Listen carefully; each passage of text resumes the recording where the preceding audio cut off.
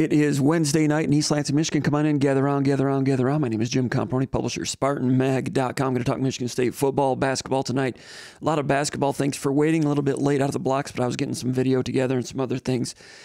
It's always everybody's busy days all over the place. So trying to get things right, trying to get things together right at the buzzer is very difficult, and that makes me just. I've got a lot of respect and admiration for people that over the years that have done local sports television, like the local news, how they're able to go cover an event and get it edited down, and interview highlights packaged together and ready at 11 o'clock or 10 o'clock. And those of you that are in Central, basically every other time zone, those people are pretty amazing the way they're able to do it. And occasionally some mistakes slip through, and I totally understand it.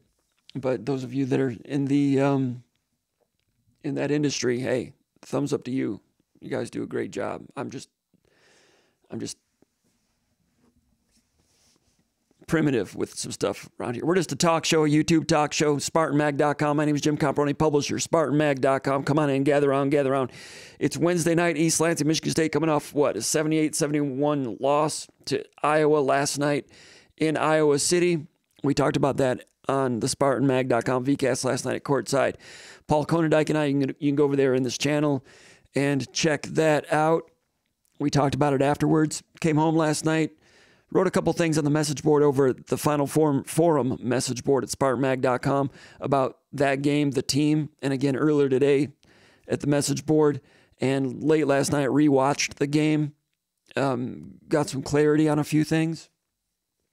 Izzo will be speaking with us, I think, on Friday, ahead of Sunday's game against Ohio State. Coverage of last night's game and reaction over at SpartanMag.com. Check it out. If you're not familiar with SpartanMag.com, it is the church of what's happening now with Michigan State sports. Actually, the Underground Bunker is the church of what's happening now. It is the daily narrative on Michigan State sports.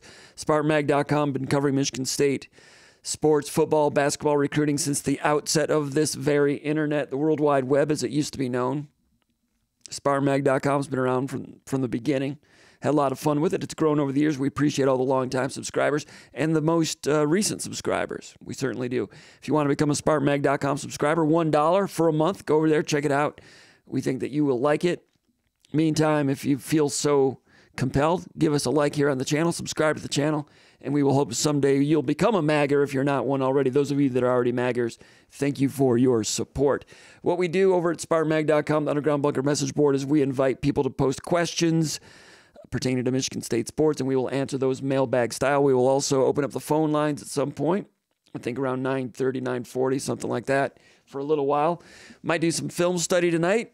Just a small handful of questions tonight, not as many as usual because I posted kind of late about this today. So just a handful of questions, but a lot of them get right to it. We will start off question number one. Jay Bannon from Sterling Heights, Michigan. He says, what do you hear from high school coaches, especially in Michigan, how the new coaching staff is being received? He says, I can think the new emphasis on Michigan is being well received. And he says, Michigan State's putting out a lot of defensive back offers. Do you think the new staff sees that as a position really needing to be boosted up? And also, he says, if Big Mooby calls in, please ask him about the possibility of the Maggers tour of the new Tom Izzo football building. Let's see, I texted Ron Big Mooby Armstrong, and he says, yes, that tour will be taking place, and he says, I will have exact dates next week. So look ahead for that. Ron Armstrong texted me there. Maybe Ron will call tonight. I don't know. I didn't reach out to him and ask him to be on this week. Last week he was busy. He's been traveling and so forth. But as we get closer to spring football, definitely bring Ron in. And I'm always interested to hear what Ron has to say about basketball too. He's a pretty good basketball player back in the old days. And he knows the game for sure. So Ron Armstrong, former Michigan State player, probably about 10 years ago, put together a tour of the football building because that year Michigan State was coming off refurbishments and remodeling and expansion of the football building. Ron Armstrong knew some people in the program. He always does. He's a card-carrying Spartan dog, Michigan State former football player. So a couple of dozen Spartan Maggers showed up, did a tour, and then I think we went over to, where did we go? I met up with the tour afterwards. Was it Champs? I can't remember. Anyway, it'll happen again, probably a few more people this time, and Ron does a great job putting those things together for Michigan State football fans and for Spartan Maggers. So Jay Bannon with 3 questions. One about that. He also asked about defensive back offers. I don't know if defensive back offers are going to be any more than any other year. Some new offers have come out lately, but every position is a position of need, I would think. Can they recruit at all 22 positions in this class? Probably so. And he says, what do I hear from high school coaches? I've not heard anything myself yet, but Jason Killip has. He's been out there around. And, you know, we did hear from coaches like that first week when Jonathan Smith and some coaches were out in Michigan and Ohio. And some of the things they heard from Ohio coaches was, where have you been for 4 years? They heard that in Cleveland. And specific coaches, I can't cite any yet in terms of Michigan coaches. But yes, with Michigan State reaching out earlier, and there will be more visitations, I would think, in May evaluation period, and establishing relationships with high school coaches in the state of Michigan. That's going to go further as we get into spring, and we will hear more from those coaches. Jason Killip did a story back a couple of days ago about the impact of Demetrius Martin on the recruiting trail. He spoke with some coaches on the West Coast who had a lot of great things to say about Demetrius Martin. Demetrius Martin is Michigan State's new cornerbacks coach, former Michigan State player, played at Michigan State from like 91 to 95, 2 years with Perlis, 2 years with Saban. Went out west. He's originally from Pasadena, California, and went out there, did some high school coaching, junior college coaching, made his way into the college ranks, Division I ranks, Power 5 ranks. He's coached for a few Pac-12 schools and is well known in West Coast recruiting circles. Jason Killip spoke with Desert Edge high school coach Marcus Carter, who also coached Gavin Brocious, who's going to be a redshirt sophomore at Michigan State this year, tight end, offensive lineman from Arizona. And, you know, Michigan State is recruiting someone else from that high school, Jamar Beal Goins. He, I think he's an athlete, 6 feet, 170, offers from Washington, UCLA, A&M, Arizona, and a few others. And Marcus Carter said, Demetrius came through our school a couple of times to recruit when he was at Oregon. He is always a straight shooter, respectful, and honest. That's what kids love about him. That's from a coach in Arizona. California powerhouse high school coach from John Bosco, Stephen Lowe. Good job with Jason Killip getting up with Stephen Lowe, because Stephen Lowe is a big-time high school coach out in California. Stephen Lowe said this about Demetrius Martin. He says, quote, I've met him several times on the recruiting trail. He has always made it a point to stop by Bosco to recruit our kids. We had a couple kids at Oregon while he was there, and he's done a great job of being around early and often to build connection with the kids. From my experience, he seems to be pretty genuine, and he cares about the kids, and he cares about the kids he has recruited from us. He has taken care of us as a program, and he has been authentic the entire time, unquote. That comes from Stephen Lowe, head coach at St. John's Bosco, big-time coach out there. And that story's over at SpartanMag.com from a few days ago, and you can go check it out over there. Some other quotes from other coaches on the West Coast about Martin. As far as coaches in the state of Michigan, that is still being put together, and we do hear good things from them. We'll have more specifics as the spring unfolds. Question number 2. Jay in Elk Rapids. Let's see. He didn't say Elk Rapids. He might have said Gladwin. I think Gladwin comes up later. We'll give Gladwin twice. Anyway, he says, what are your expectations for the Michigan State 2025 football recruiting class? Do you think it'll be similar to what Wisconsin did last year, around number 25? Wisconsin is an interesting comparison. Hold on a second, please.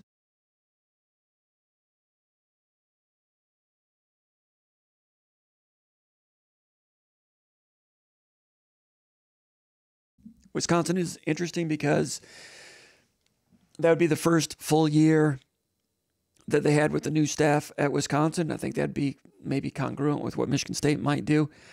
I don't know if Michigan State, I don't know if they've got goals on where they want to be ranked. I think Tucker was more goal-oriented, top 15 class, top 10 class. Saeed Khalif definitely was all about recruiting class rankings. You know, Jonathan Smith put together a real good top 15 team without a recruiting class in the top 45, I don't think. But out west, in their home area, a lot of those recruits, there's more of them that are under the radar.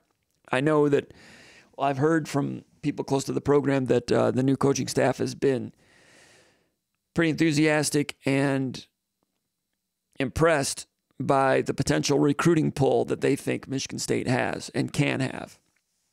So they're going to go after the players that they like, and they're going to get into some living rooms, win some battles. They're going to get some 4 stars that way. They're going to get some 3 stars that they evaluate and really like. And wherever it shuffles out in the recruiting rankings, they're going to be comfortable with. My guess is they're going to recruit with a lot of energy. They're going to have a chance to get a lot close to home. They'll get a few of those. They're probably going to put a few of those on hold and go out further and see what kind of luck they can have further from home.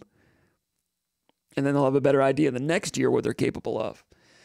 My guess is, like you said, somewhere around, I'm expecting top 25. They're not going to be shooting for that. I just think the type of players they're going to get when it all shuffles down, I think it'll be a top 25 class. I know they don't have a commitment yet, but your question is, what's my expectation? That's kind of what I think. Like I said last week, I was impressed that they put together a class that's ranked number 43 in the On3 industry rankings. I thought anything top 50 would have been impressive. 43 is impressive. Holding on to Nick Marsh had something to do with that. Flipping Brady Pretzlaff had something to do with that. And bringing in some of those Oregon State commitments, some of whom I think are underrated, it's going to be interesting to see those players develop. So when I look back at the 2024 recruiting class, the current recruiting class, in the Big Ten, number 3 in the country, Ohio State, number 15 in the country, Michigan, number 16 in the country, Penn State. Those are the top 3 recruiters in the Big Ten. That's the way it usually is. Number 3, number 15, number 16. Penn State, number 16, they had 12 4-stars. And then there's a drop-off as you get a little bit outside the top 20. Wisconsin was 4th in the Big Ten, number 22 in the country, 8 4-stars, which is a lot for Wisconsin. New coaching staff there. Luke Fickell went after it. Brought in 8, so that's a pretty good class for Wisconsin. They've gone to a number of Rose Bowls. You know what Wisconsin's been as a program. They've not had a lot of top 20 recruiting classes over the years. They've done it a different kind of way. But they kind of ramped it up a little bit last year. I think Michigan State could do the same. Number 24, Nebraska. They've been ramping it. They've always been, not always, I mean, in the Tom Osborne era, they recruited different type of guys. Never really had top 10 classes and had some of the great college football teams in history. Now, with their new coaching staff, they've been aggressive. They were number 24 in the country in recruiting last year with 4 4-stars as part of a 27-man class. Iowa, number 30 in the country, which is pretty solid for Iowa. 5 4-stars in a 21-man class. Number 31, Purdue, with 2 4-stars in a 26-man class. I would think Michigan State would be up higher than that. Just guessing. Minnesota, number 34, 3 4-stars in a 19-man class. I think somewhere up there around where Nebraska was at 24 with 4 4-stars. That's my guess. Could be better. It's going to be interesting to see. Question 3, Alan from Saginaw. He's got an interesting question. We will get into that in a second. Let me go over here first of all and check out the comments and reactions. John Elke says, go green. Also, I'm going to set out a tweet, let people know this nonsense is going on. We appreciate everybody coming in and tuning in and spending some time with us on a weeknight. I don't know if 9 o'clock is too late for some of y'all. We've done, and check out, we've done SpartanMag Live in the afternoon in the past. It's gone pretty well. I was busy with some things today, was not able to do that today, but that could happen again sometime soon. We appreciate everybody's flexibility on all of this. I'm going to let people know that SpartanMag Live is going on right now.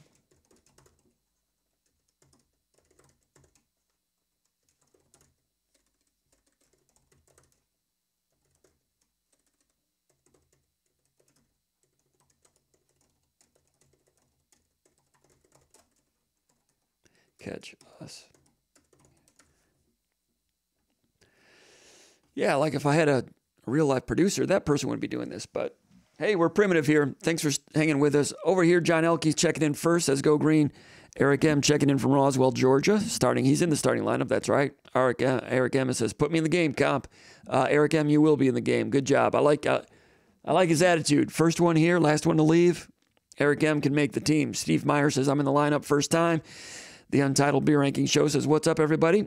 Eric Iverson says, go green. So we got Janet. We're gonna put Eric M running the point. Steve Myers, a shooting guard. John Elke's in the wing. The Untitled Beer Ranking Show. You're my four, man. Drinking all that beer. I want you elbowing people out of the way. Hitting the long ball. Stretch four. Eric Iverson. Sounds like a big man. He's our 5, 6'8", 240. Eric Iverson. Matt Latham is here, also known as MSU student, is overseeing Michigan State hockey message board over at the old site. Talks a lot of hockey over at the Underground Bunker these days. Exciting times for Michigan State hockey for sure. Ohio State coming to town this weekend. Michigan State with a chance to clinch the Big Ten title if they sweep Ohio State and if Wisconsin loses once this weekend. I think Wisconsin plays Penn State. Anyway, great to have Matthew Latham here. Mr. Boneman is here. John Elke says very overblown expectations have gotten a lot of people out of sorts. He's talking about basketball, I would think. Dan Hurley's daddy says Izzo is toast. Wow. Mr. Bowman says, Matthew, I hope we can see it on TV. Danny Hurley's daddy says Izzo's farewell tour may have already begun. Wow, Dan Hurley's daddy is surly. Matthew Latham says, unfortunately, it's all Big Ten Plus until the conference tournament. Talking about Michigan State's hockey games this weekend. Friday night's been a lot of wrestling on the Big Ten Network. Saturday, some hockey. Apparently not this weekend. It's too bad Big Ten Network didn't show any of the Michigan State series from 2 weeks ago. It was outstanding. Great crowd at Yost, exciting game, and then very exciting game at Detroit the next night. 18,000 people there. Was that on Bally's, I think? It's good that it was on Bally's. But big time. Big time hockey right there, Michigan State. Jeff Evans says Izzo is the best coach you'll get. Dan Hurley's daddy says, I'd take Wojcik. Who's Dan Hurley's daddy? Man, he's coming in. He's just coming in and just like knocking over all the furniture, breaking all the china. MSU Hunter Spartan says, checking in from Wisconsin. Still ice fishing, but ice is going fast. Poor catching, not biting. That's too bad. Poor catching. Usually late ice is the best ice, they say. I've not done it. I've never had the nerve to get out there in late ice. I kind of think it's a little bit of a tease. It's like, oh, the ice is getting thin, but that's when you catch them. That's when you run into problems. But good for you that you've got ice. Tell me where you are in Wisconsin. I want to call it up on the map. Because here in East Lansing, we had, I don't know, maybe 3 inches of ice during that one 3 or 4 day period when it was cold. Was that right around the NFC Championship game? When the Lions played the 49ers, it was cold at Ford Field. It was cold here. It was cold in the state for about 5 days. Here in East Lansing, maybe 3 inches of ice. I think I saw 1 or 2 people get out there a little bit, but that's it. And last year, we had maybe 8 days of ice. Never got out there. This year, maybe 3 days of ice. Who knows? Maybe another cold freeze will come in late February or early March. I don't know. But basically, the last 2 years, we've not had winter, as I would call it. So I'm disappointed about that. A little scared. Matt Painter's second chin says, what's wrong with Wojcik? NBA experience. Matt Painter's second chin. That's creative. It's not very nice, but HM Hunter says, go green. That's about it. We'll check back in with the comments in a moment. Now let's go to question number 3. Alan from Saginaw. And we're not ready for calls just yet. I'll put it up there in a second. But Alan from Saginaw, he says, I'm curious if you have watched any film of Leo Hannon, the quarterback recruit Michigan State is recruiting. Leo Hannon's a junior from Servite High School in California, Southern California, 3-star. He says, it's Anaheim, California. He says, have you watched this film? And if you have had a chance to look at his film. What do you think about him as a prospect? Alan from Saginaw. Last week, someone asked the question, who's most likely to be Michigan State's first commitment of 2025? And I passed that question to Jason Killip, and he gave us 3 or 4 or 5 names. One of them was Leo Hannon, the quarterback from California. The current staff at Michigan State, when they were at Oregon State, had reached out and had started recruiting Hannon. They liked him when they were out there. They have continued their interest in him as they've come to Michigan State. Lindgren, the offensive coordinator at Michigan State, they like this guy. So I got to tell you, I've been interested in him for quite a while, and today I watched his film for the first time, and I was impressed. And I said the same thing about that. What was the guy's name? Tyler Cherry, the guy that ended up at Indiana. Really liked his film too. And that's a guy that Michigan State didn't get. So it's not like I say that every guy that Michigan State gets is great. I don't do that. I try to save those superlatives. And I'm not throwing the great word around, but I think the guy looks like a 4-star. Right now he's a 3-star. Let's see if this will come up or not. I've got the. If you were here earlier, you may have seen that I had this video ready to go. Maybe it's this one. All right, let me try this. All right, it's probably gonna leave. This is the wrong one. All right. It worked well in rehearsal.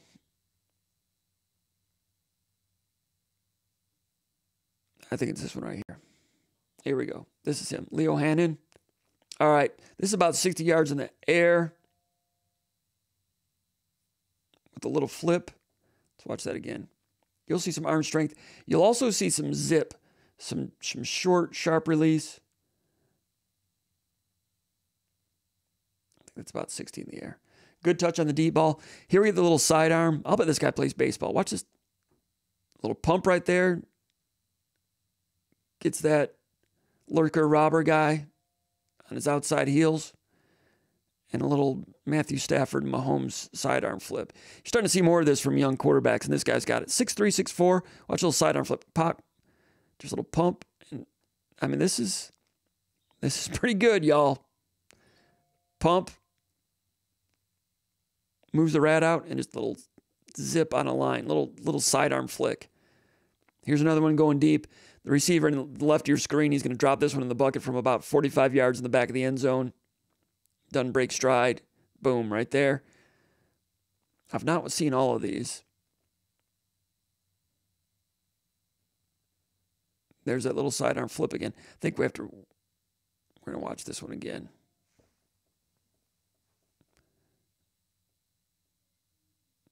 But his film gets out of trouble. I like this one. I think he makes a read here. It's a 3-man rush, so 8 are in coverage. Gets a little pressure. And sees, looks like cover 6. So 2 deep safeties. Middle of the field's going to be open.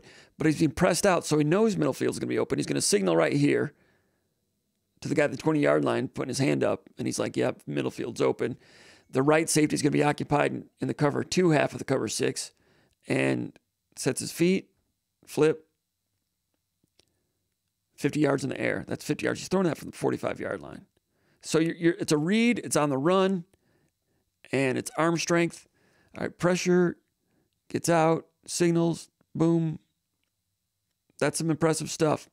And didn't just like hang it up there for the defender to make a play on it either. Did not, for a throw that's in the air for 45 yards, it doesn't stay in the air all that long.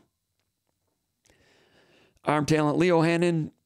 Looking at him right now from Servite, California. I'm going to put that on the... So now you got some athleticism there.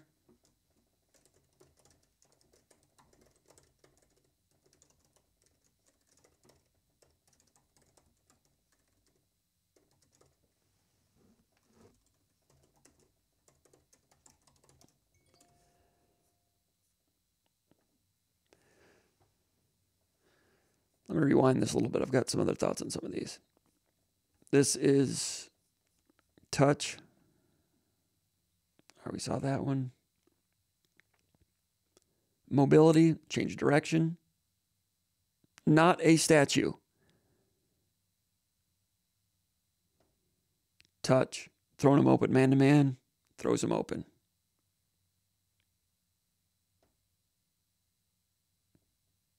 More mobility. Actually, scrambles to get open. Now you have the little sidearm. Like I said, I'll bet he's a bait. Look at that. Little Matthew Stafford, Pat Mahomes. I'll bet he was an infielder. He starts to scramble, is aware of the line of scrimmage, doesn't cross it, stays horizontal. At the 15-yard line, he sees the guy open behind the umpire and just shoots it in there. These are like trick shots. With zip, though, he's not putting him up for grabs. Counter boot, immediate pressure, quick flip, hook area. Knew he's going to be open. Let me see that again. Did he anticipate on coverage? Too deep. Looks like quarters. So he knows in that hook area, it's going to be there. Like, he's got pressure on him right away. Knows where his man's going to be. Some of this pass game stuff out in California is pretty sophisticated. Right hash, deep. Deep ball. What do we have here?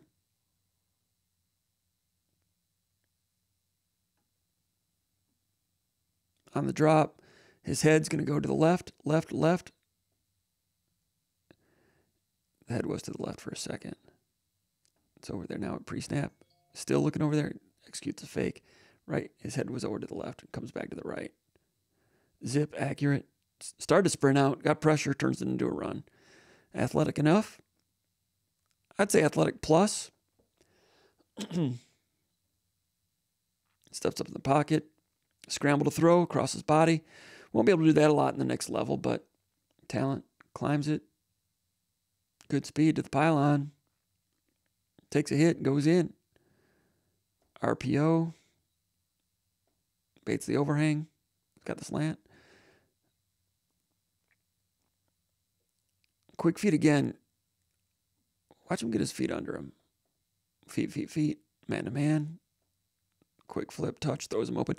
I think he's a 4-star guy. He's ranked as a 3-star. If he bothers to mess around with the Elite 11 stuff, I wouldn't be surprised if he goes out there and does real well and increases his ranking for what it's worth.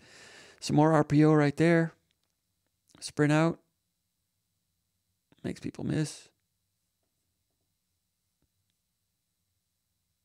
So anyway, that's Leo Hannon. I think,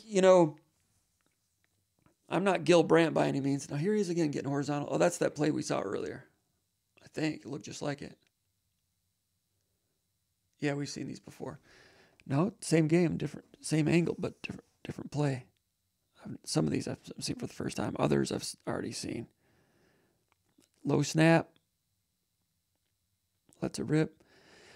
There he is again with that just throwing darts there. That little flip. He's got the arm strength and a good brain to go with it. That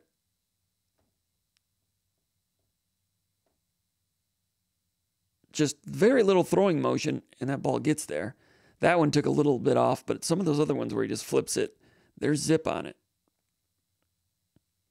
So this guy Leo Hannon, Michigan State's recruiting him. A few other schools are on him also. He's visited Michigan State, wants to come back again. And film-wise, you asked me what I think of him. I liked what Michigan State did in this year's recruiting class. Of course, getting Aiden Childs and getting the quarterback from California at the last minute, decommitting from Utah State, and also Alisio Milivojevic.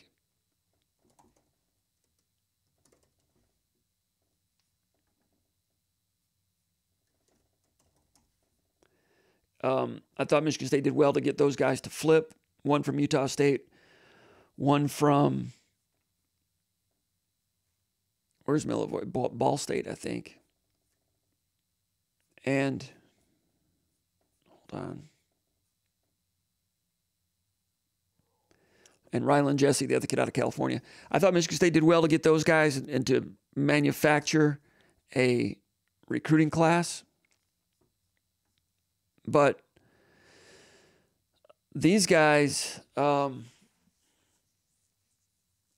this guy, Leo Hannon, not a commitment to Michigan State, but his junior film, I think, I could be wrong, but I think it's more impressive than Milivojevic or Jesse's senior film.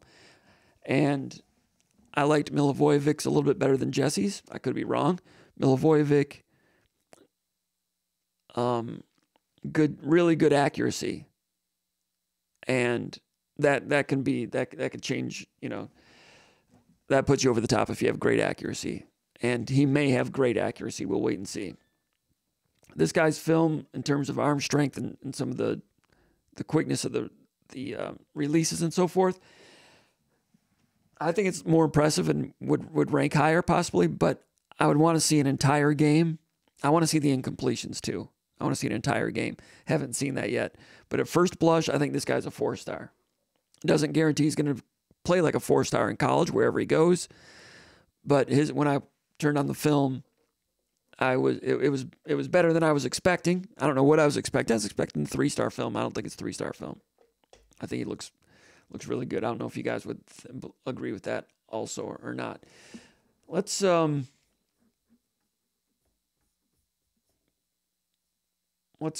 to the next question here, and then we will also we'll put the number out here.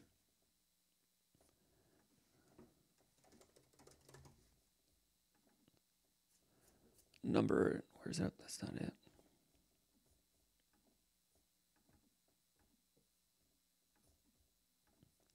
Trying to find the number. Well, I know where I can find it. Some things have kind of gone haywire here a little bit. There we go. I think we got someone calling in anyway.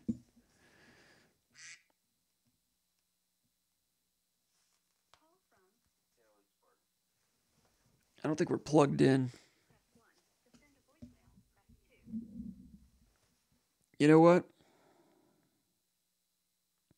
I'm going to have to restart my phone like we did a couple weeks ago to make sure this works, because it didn't come through. We're not off to the greatest start here. That was Detroit Cali calling in. We've had him in the past, and we're going to have him calling back in a second. Meanwhile, let me turn this back on and take another question. So anyway, that was a long way of looking at the Leo Hannon film. As you shared it with you guys, I'm impressed. You guys can tell me what you think of him. Also, let's go to question number 4. Mullen Labe out of Gladwin, Michigan. Mullen Labe from Gladwin, Michigan says, I'm not a basketball expert by any means, nor am I condemning Tom Izzo. However, it seems as though his teams consistently struggle against zone defense. What's your take on this? Good question, fair question. I would disagree. I think most teams that have tried to play zone this year, they've fed it to Malik Hall, the free throw line, and he's hit 15-footers, and they've done other damage that way. Last night, Iowa played zone, and they changed it. And we've got some basketball videos going to come up later. Against Iowa, Robbie Hummel, who I think is great, he kept referring to it as a 2-3 zone. I didn't think it was a 2-3 zone. I thought it was a matchup zone. They were getting out on some guys, and they were really guarding that free throw line area because they know that that's where Michigan State likes to send their zone offense. They were looking to match up with anyone that flashed to the foul line. And I think that it upset Michigan State a little bit, but when they were doing that and mindful of the free throw line, there were other times when there were openings elsewhere in the zone. A.J. Hogarth got in there in the second half to get into those gaps, those other areas. Also, there were some open shooters. Because of that, there were open shooters on the wings here and there. So it was I don't think it was a 2-3 zone. I thought it was a matchup, and it was a matchup strictly for Michigan State, trying to take away the free throw line pass. And, Michigan State shot 45%, 50% from 3. I don't think offense was a problem for Michigan State last night. I think they lost on defense and energy. Mental focus. Mental fatigue is something Izzo talked about after the game. And I do think that Izzo made the point that the team's been under pressure for 2 months. And that gets back to Michigan State losing games early and losing those 2 Big Ten games in early December. It's something I posted about over the Final Four message board at SpartanMag.com. You lose those 2 early Big Ten games. You lose a few games in the non-conference. And right away, those 2 early Big Ten games are the first week of December. I think the 20-game Big Ten schedule is bad for the Big Ten. They get a little bit of money, a tiny bit of money, not much, for playing 20 games. But that's part of the big TV contracts with Fox and Peacock and, Fox and NBC and everybody else. It has to include basketball games, and they want that type of inventory. They want that number of games, the amount of inventory, which means the number of games. They want 20 Big Ten college basketball games. Even though those games, barely draw a couple 100,000 viewers, they've been doing it for, 3 years? And I think that's what's hurt not Michigan State. It's hurt the Big Ten in the NCAA tournament. I think it definitely hurt the Big Ten in the 2021 tournament. That was the year when a lot of teams were having COVID outbreaks and a lot of shutdowns and cancellations. And the Big Ten, I think the Big Ten went ahead and played a 20-game schedule that year. Michigan State had a couple games that didn't get I don't know if Michigan State played their entire schedule or not, but the Big Ten put pressure on Michigan State. They asked, can you play these games? Even though at one point they had sat out for 2 weeks. And right when they came back, they played 3 games in 7 days or 8 days. Got blown out by Rutgers, blown out, I think, by Minnesota. Hadn't practiced in 2 weeks. They're like, sure, Big Ten, we haven't practiced, but if you want us to play, if you want the inventory, we'll play a game and get blown out. And to this day, there's a lot of stupid jackwagons who are Michigan State fans that will bring up the 2021 season and say, look, in the last 3 years, Tom Izzo sucked. His record's been X, Y, and Z, including 2021. People do not include 2021. Do not be that stupid. 2021 basketball does not count. They did well to beat, 3 top 10 teams in the last week and a half, beat Ohio State, Illinois, and Michigan to get in and prolong the streak. Played UCLA, a team that ended up going to the Final Four, led them by 12, 13 points, ended up losing the game. But the whole season, do not give me this crap about 2021 being a bad year for Michigan State and cite that as being a poor record, because that season was a spoiled specimen. It was a null set. That team spent 4 weeks without Tom Izzo. If you haven't heard, Tom Izzo is a pretty good coach. That team was without Tom Izzo for 4 weeks. 2 weeks when he had COVID and 2 weeks when the team was shut down. And they still had to play that schedule, gift-wrapped by the Big Ten and shrink-wrapped like an accordion into a dense pack schedule where you're playing game. And some of those teams, Illinois and Ohio State, were pretty good. They got in the tournament and got bounced. I think that was the year Ohio State lost to Oral Roberts. Ohio State was good. They got in the tournament. They had nothing left. Illinois was good. Got in the tournament. They had nothing left. The Big Ten rang those teams through a ringer. Last couple of years, the 20-game schedule. I don't think anyone else is doing a 20-game schedule. But I'm not saying the Big Ten has great teams, but they're doing a disservice to a lot of those teams. They get in the tournament, and it hurts them. That 2021 season, the conference that did well that year was the Pac-12. And I was on the show when Michigan State was getting ready to play UCLA, and I watched a bunch of UCLA games, and UCLA was soft, and all their opponents were soft. It was the softest basketball I'd ever seen. I'm like, these teams are soft. They're not even playing hard. But you know what? They had energy in March, and they had 4 teams in the Sweet 16. And I was like, man, I guess this game has passed me by. That's what I thought. But I think there were these other circumstances that are not level across the country. So the Big Ten last year had some teams bow out early. Didn't have any great teams. Purdue lost to Fairleigh Dickinson.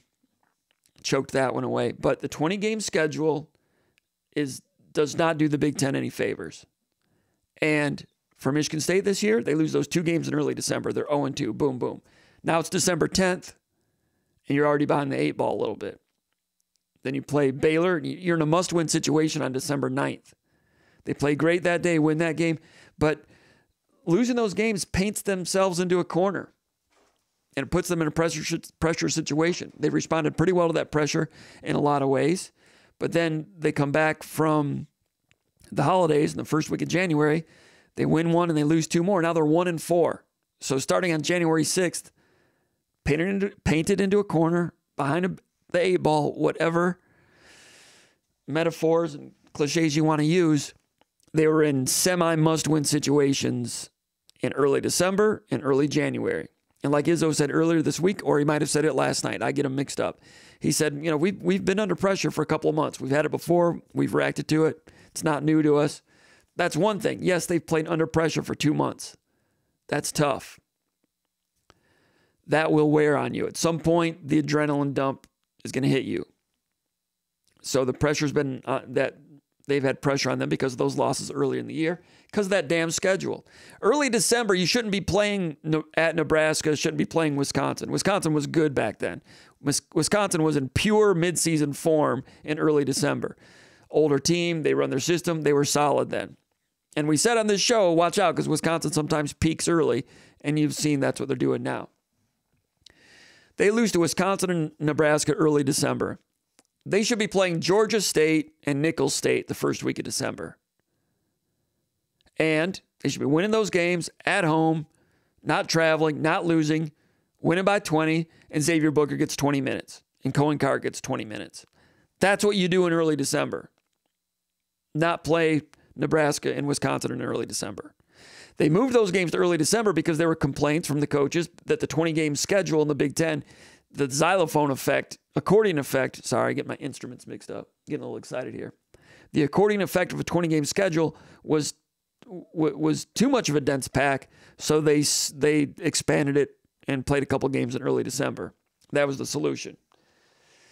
Okay, so you don't have the accordion effect, but now you're playing important games in early December. It's a disservice. So Michigan State behind the 8-ball, playing with pressure. And last night, Izzo said, you know, maybe I underestimated the mental fatigue that had taken place. All right, all those things. Also, let me talk about something else, another cliche. Judd Heathcote used to talk about in mid to late February something known as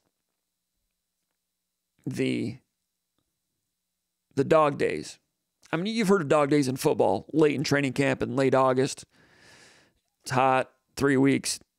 Players get tired of practice. To Judd Heathcote, the dog days of basketball were around Valentine's Day, maybe the week after. And he used to say, you just watch. There's going to be upsets. There's going to be teams that you don't think are all that good. Why? And then they come out and upset everybody. That was my Judd Heathcote. He used to say, why? Well, these teams look good. Why? They'll look good in a couple weeks. That's my bad Judd Heathcote. Anyway, he used to talk about the dog days. And Izzo would quote them and say, well, you get into February, the dog days, it can get tough. You know, freshmen sometimes hit walls, but some teams you get inexplicable results. They've said it. I've never really seen Michigan State fall prey to that. I've seen Michigan State lose games based on, you know, when legs might be not in sync with the opponent. In other words, Michigan State might be playing their third game in 7 days. The other team has had 5 days off. And it's just, you know, I've seen them lose because of scheduling. That wasn't the case against Iowa on Tuesday night. Both teams played on Saturday. Both teams had to do 2-day prep. Both teams coming off emotional wins. That was all equal. Iowa was more desperate. They needed to win. Michigan State had desperate moments earlier in the year. Beat the rival, beat Michigan 3 in a row. They let up on the gas pedal. Not intentionally, but across the board, you can see it. And I'm going to run some video, and I'll talk about that. And what was it? There were some dog days creeping in. And I've covered this team for 30-plus years. And I've never really seen February dog days. Saw it last night. I know what Heathcote was talking about last night. It's an adrenaline dump. You've had 2 months of pressure because you painted yourself in the corner and had to win games.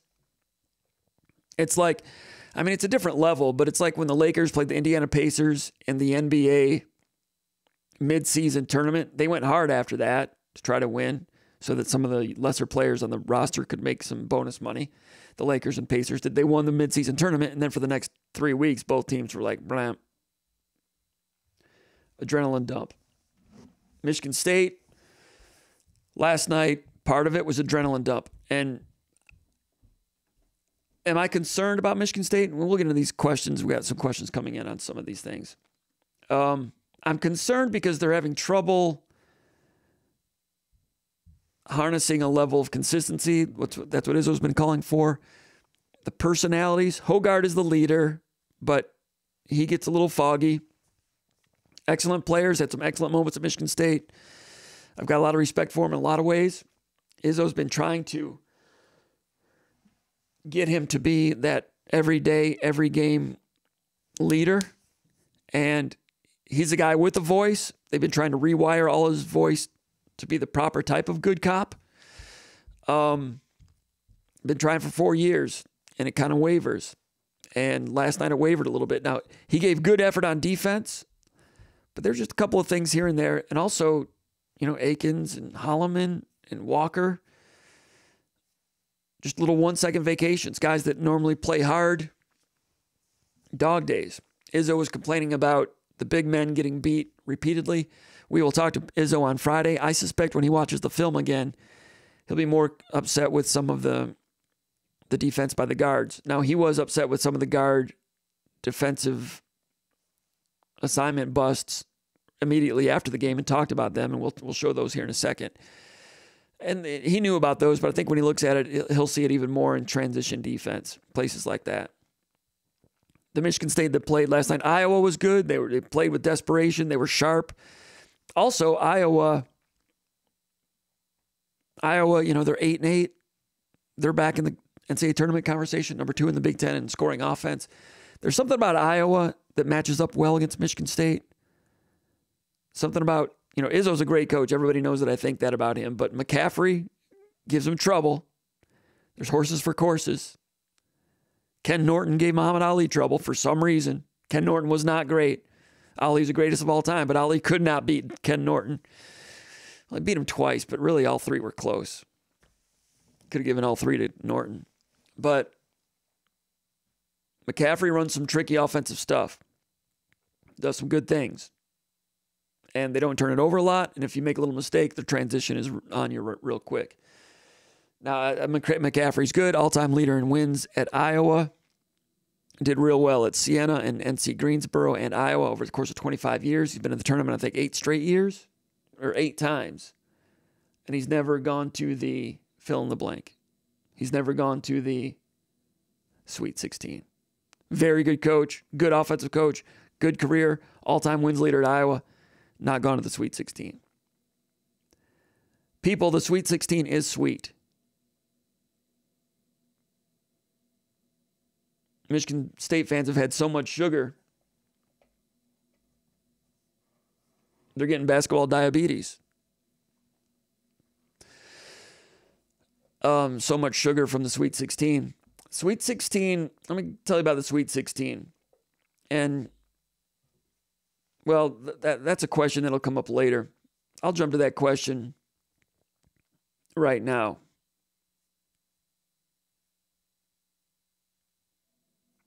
It's a question from Sola and Westland. Let me go find that exact question. I was not able to cut and paste it. I thought I did, but I committed an error. But I want to get to it because he spells it out well, and I respect his question. I appreciate him for posting. And he says, Jim, do you consider Michigan State a blue blood in basketball? ? He says, I think the reason why many subscribers do not see eye to eye with you when it comes to expectations for the program is due to the difference of opinion on this matter, whether Michigan State's a blue blood or not, period. He says, I believe Michigan State is a blue blood, and Izzo has built them to this status. I believe blue blood programs have much higher expectations than other programs. To them, the Sweet 16 is always considered the floor. I just want you to hear your thoughts on this. I want to hear your thoughts on this. And he has a link over at the Underground Bunker message board, Underground Bunker message board, where he says, here's an article to consider. He says, they use a point system to rank the best programs of all time. Michigan State is 8th all time according to their criteria. I think this lays out a very good argument for why Michigan State should be considered a blue blood and therefore is deserving of criticism the last 4 years for not meeting expectations. Based on historical data, we should not be comparing them to other Big Ten teams. We should be comparing them to perennial national contenders like Duke, North Carolina, Kentucky, etc. Okay, so in that story, they've got 9 teams that they think are blue bloods. Connecticut, Duke, Indiana, Kansas, Kentucky, North Carolina, Michigan State, UCLA, and Villanova, those 9. I would say Louisville should be in there and not Villanova, but Villanova's been good here recently. Also, Arizona, if you go by like the all-time AP top 25 votes, Arizona is like in the top 8 all-time. That's one criteria. Their criteria was different here, and I do think Michigan State is in that 8, 9, 10 level. I think that there are 6 historic blue bloods, and recently it hasn't really shown itself, but I think the 6 are Duke and North Carolina, Kentucky, Kansas, Indiana, UCLA. Those are the 6. In terms of UCLA fan base gets a little funky sometimes, but all those championships in the 60s and 70s, unbelievable, right? And they rise up and do great things here and there. Those are the 6 in my opinion. Now, Duke became one of the 6 under Krzyzewski. Prior to Krzyzewski, they were not one of the top 6. So I'll leave room. Connecticut's won 5 national titles. To their credit, when they get a chance, they finish, which is unbelievable. When they get a chance, because Calhoun earlier in his career there was a criticism against him that he never went far enough in the tournament. And then he broke the ice and won 3 national titles.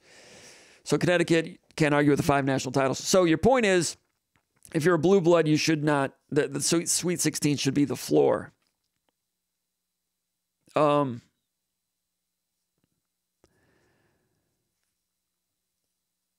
floor. Yeah, I think that it's suffering from basketball sugar diabetes.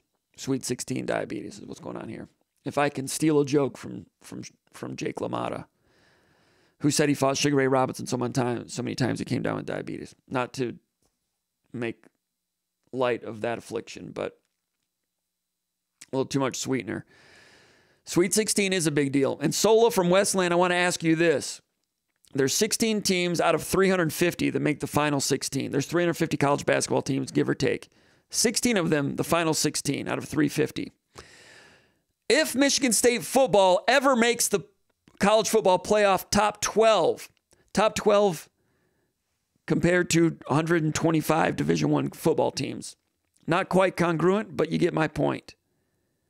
Getting to the Sweet 16 is as sweet as getting to the 12-team playoff. Sola, will you ever say that when Michigan State gets to the final 12 in football, college football, will you think that that should be the floor? That's no big deal.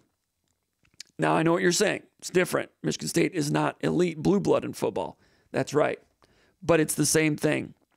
Getting to the final 12 in football right now seems like a lofty goal. That'd be a big deal for Michigan State to get to that level when this playoff starts. Sweet 16, it's about the same thing. Final 12, you have to do it over the course of a season. That's the way football's built. College basketball, you do it over the course of the tournament at the end. That's the way college basketball's built. Last year, Michigan State went to the Sweet 16. Had the ball at the end of regulation with a chance to go to the Elite 8. Didn't score, goes in overtime, they lose. But they were that close to getting to the Elite 8 on a bad year. Went over this last week. So last year, that close to the Elite 8, and I already told you what you can do with 2021. Shove that right up in your Westland grill. You know what I'm talking about. The other 2 years, the other year they beat Davidson and they were leading Duke by 5 points with 5 minutes to go. If you don't find that entertaining and satisfying as a basketball fan, then you need to stop watching basketball and start watching Disney movies because you're addicted to happy endings. So go watch Disney movies. Michigan State was knocking on the door of the Elite 8 last year, knocking on the door of the Sweet 16 the year before that. The year before that, throw it away. The year before that, they might have won the national title. Never found out. The year before that, Final Four. Beat Duke in the Elite 8. Is that the year they beat Zion Williamson? Pretty solid. So if that's floor, you need to step away and go watch Disney movies. Now, Michigan State, elite program, yes. Blue blood, yes, for now. And you're right, Tom Izzo has made them that. And yeah, they went to a Final Four in the 1950s, got ripped off. Quiggle shot from half court of the buzzer, went in time. Beat North Carolina, 57, when they were undefeated. Got waved off, lost in overtime. They didn't want Wilt Chamberlain versus Jumping Johnny Green in the 1950s. People couldn't handle that back then. Got in the Final Four in 57, Elite 8 in 78, national title in 79. Won 2 national titles. Izzo has made them blue blood here lately.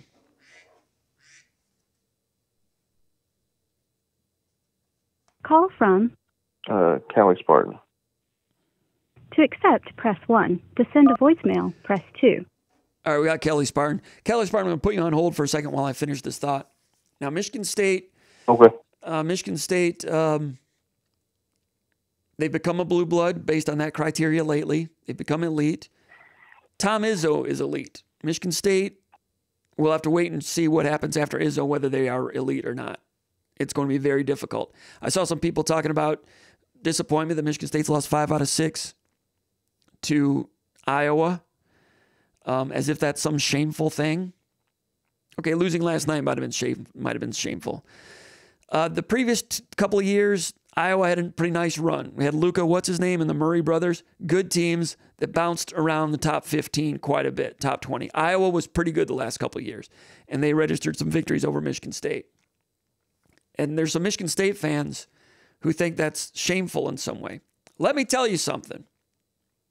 From 1980 until 1998, 18 years, if you're old enough to remember, from 1980 to 1998, Iowa was superior to Michigan State in basketball. 1980, the year after Magic.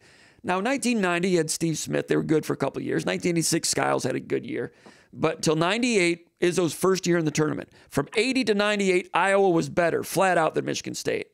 And if you think losing to Iowa a couple of times the last couple of years, when they had an uptick with Luka, what's his name, and the Murray brothers, like you think Michigan State should be better than Iowa? Iowa's better than Michigan State for 18 years right there. And for a few years after that, Michigan State struggled to overcome them and some others. And Michigan State's been a blue blood. They've been great lately. But don't look down at Iowa, and don't overestimate Michigan State. Tom Izzo's Michigan State is elite. Michigan State as a program back then and in other years, difficult. So losing 5 out of 6, another reason for people to get their panties in the bunch about this. Iowa's beaten some teams the last couple of years. And Michigan State in the regular season has not been strong. We know that. They've lost more games than they would like to. But it's about getting your crap together at the end of the season. And I thought Michigan State was headed in that direction here in the last couple of weeks. Last night was sobering, the loss to Iowa, for sure. But I'm not going to I'll get to the video here in a second. We're going to talk to Detroit Cali and get his thoughts on things. But I'll show you some things that I think are emblematic of the Judd Heathcote dog days, which does not excuse the loss. It makes me think that was, and I know Michigan State has lost a lot of head-scratcher games this year, here and there. But when you look back at it, the loss at Northwestern looked like a head-scratcher at the time. Then it turns out Northwestern was pretty good. The loss at Nebraska in early December looked like a head-scratcher at the time. Turns out Nebraska was pretty good. They played Wisconsin early when Wisconsin was thriving. The loss at Illinois, they didn't have Shannon. It was a 3-point game. All right. You know, the missed free throws against Minnesota. You lose on the road. Okay. You beat Illinois at home, destroy Baylor, sweep Michigan. Michigan's no good, no big deal. But winning 8 out of 10 prior to last night, Michigan State looked like they were getting their crap together. Whether or not they could harness it all the way through March, they had an adrenaline dump, let their foot off the gas. Iowa, desperate to get back into tournament mode, played really well, played really sharp, and Michigan State got hit by the dog days last night. And I know Michigan State's lost a lot of games this year, but that game, I think there's a chance it's an outlier. There were some players that played more casual and sluggish in small little increments than they will in upcoming games. They're going to get some time off. Ohio State's coming in off a big win. That's going to be a challenge game. I expect Michigan State to play well there. They'll have a little more time off. They'll go to Purdue. They're probably going to lose at Purdue, but I expect Michigan State to play well there, even though they've gotten blown out. Good Michigan State teams have gotten blown out with regularity at Purdue. I expect Michigan State to play pretty well there. Come back home. They play Northwestern. We'll see if Michigan State can stay focused and beat a Nebraska team or a Northwestern team that lost Barry, very good defensive player, very good shooting guard, should win that game at home. If not, we'll get back here in 2 weeks, and I'll be ready to say, you know what, they just can't quite get their crap together. Maybe they don't have it. I don't know. I think last night they've had too many losses. Every loss hurts because this loss is going to hurt their seeding in the NCAA tournament, assuming they get there, and I think they will get to 19 wins and get to the tournament, or 20 to get in. 19, I think, gets them in. Last night, I thought Michigan State, if they win and they beat Ohio State and they get another win later and they get to 20, 21 wins, I thought they were in shape to get a number 6 seed. Last night knocks them back to like an 8-9 line, which means in the second round you might play Houston or UConn, and your chances of getting to the Sweet 16 get severely diminished. So that's where that loss last night hurts. It means their second round opponent, if they get that far, is going to be that much better. So that hurts. I'm not diminishing that. What I am saying is I think that could be, at this stage in the season, we've seen Michigan State play some pretty good basketball against Illinois. The win at Penn State in a lot of ways was solid and respectable. I think the way they lost is not something that I don't think you're going to see that again. It's going to be a one-off type of thing. The main problem there gets back to what Izzo's talked about with leadership going back to October. If he had a locker room general that kept everybody together and had such fear and respect for that singular leader, that sometimes can get you through dog days and prevent it from setting in. But this team all kind of settled because they don't have that singular tail-kicking leader. They are lacking that. Izzo's known that all season. Can they have a really, really good season without that? I think it is possible, but without that, you are susceptible to what happened last night. So we got some film. We'll show that a little bit later, but let's go out to Detroit, talk to Detroit Cali. Sorry to keep you hanging there, but I think you want to talk a little bit about basketball also. Your thoughts, Detroit Cali. Welcome to the show. Happy New Year. Happy New Year. I want to do this in 3 different segments. It's parts, not segments. That's too long. First one, I'm going to just hit it. Michigan State is a blue blood. We're one of few, like you said, out of 300 some schools, we're a few with have multiple national championships. We have multiple Hall of Famers in college basketball and in the NBA. We got you brought up Louisville, right? Louisville's missed the tournament multiple times since the last time Michigan State has. And people still call them blue blood. Mm-hmm. It's not about the coach all the time. It's about the cachet. And Michigan State has enough cachet. I mean, there's years we've gotten in the tournament where if we didn't have the MSU brand, we wouldn't be in the tournament that's rare. But, it's just certain name. When you're a name brand, and that leads me to my next part. First of all, I disagree with that. I disagree with that. I don't think there's been a time when Michigan State's gotten in the tournament that they wouldn't normally have gotten in other than their blue blood status. You can argue Kalen Lucas' senior year or the COVID season, perhaps, but I thought they just deserved to get in. That's what I was going to argue. The Kalen Lucas' senior year, when everyone kind of gave up on the team, mm-hmm. I mean, come on. I mean, that was pretty bad. They lost a lot of games. They had some good wins. I was just saying, but if you look back at it, if say Minnesota had that same season mm-hmm. under those same circumstances, they're not going to the tournament. Maybe, but you raise a good point. That probably helped. But they had some key signature wins that I know they were like 17 and 14 going in, but yeah, you're right. Well, here's what adds to that. Here's what adds to why I say that. When we just beat Michigan at Chrysler, right? Mm-hmm. I firmly believe that your seeding also has to do with how well your fan base travels. We all saw on national TV. We turned that into East Lansing South.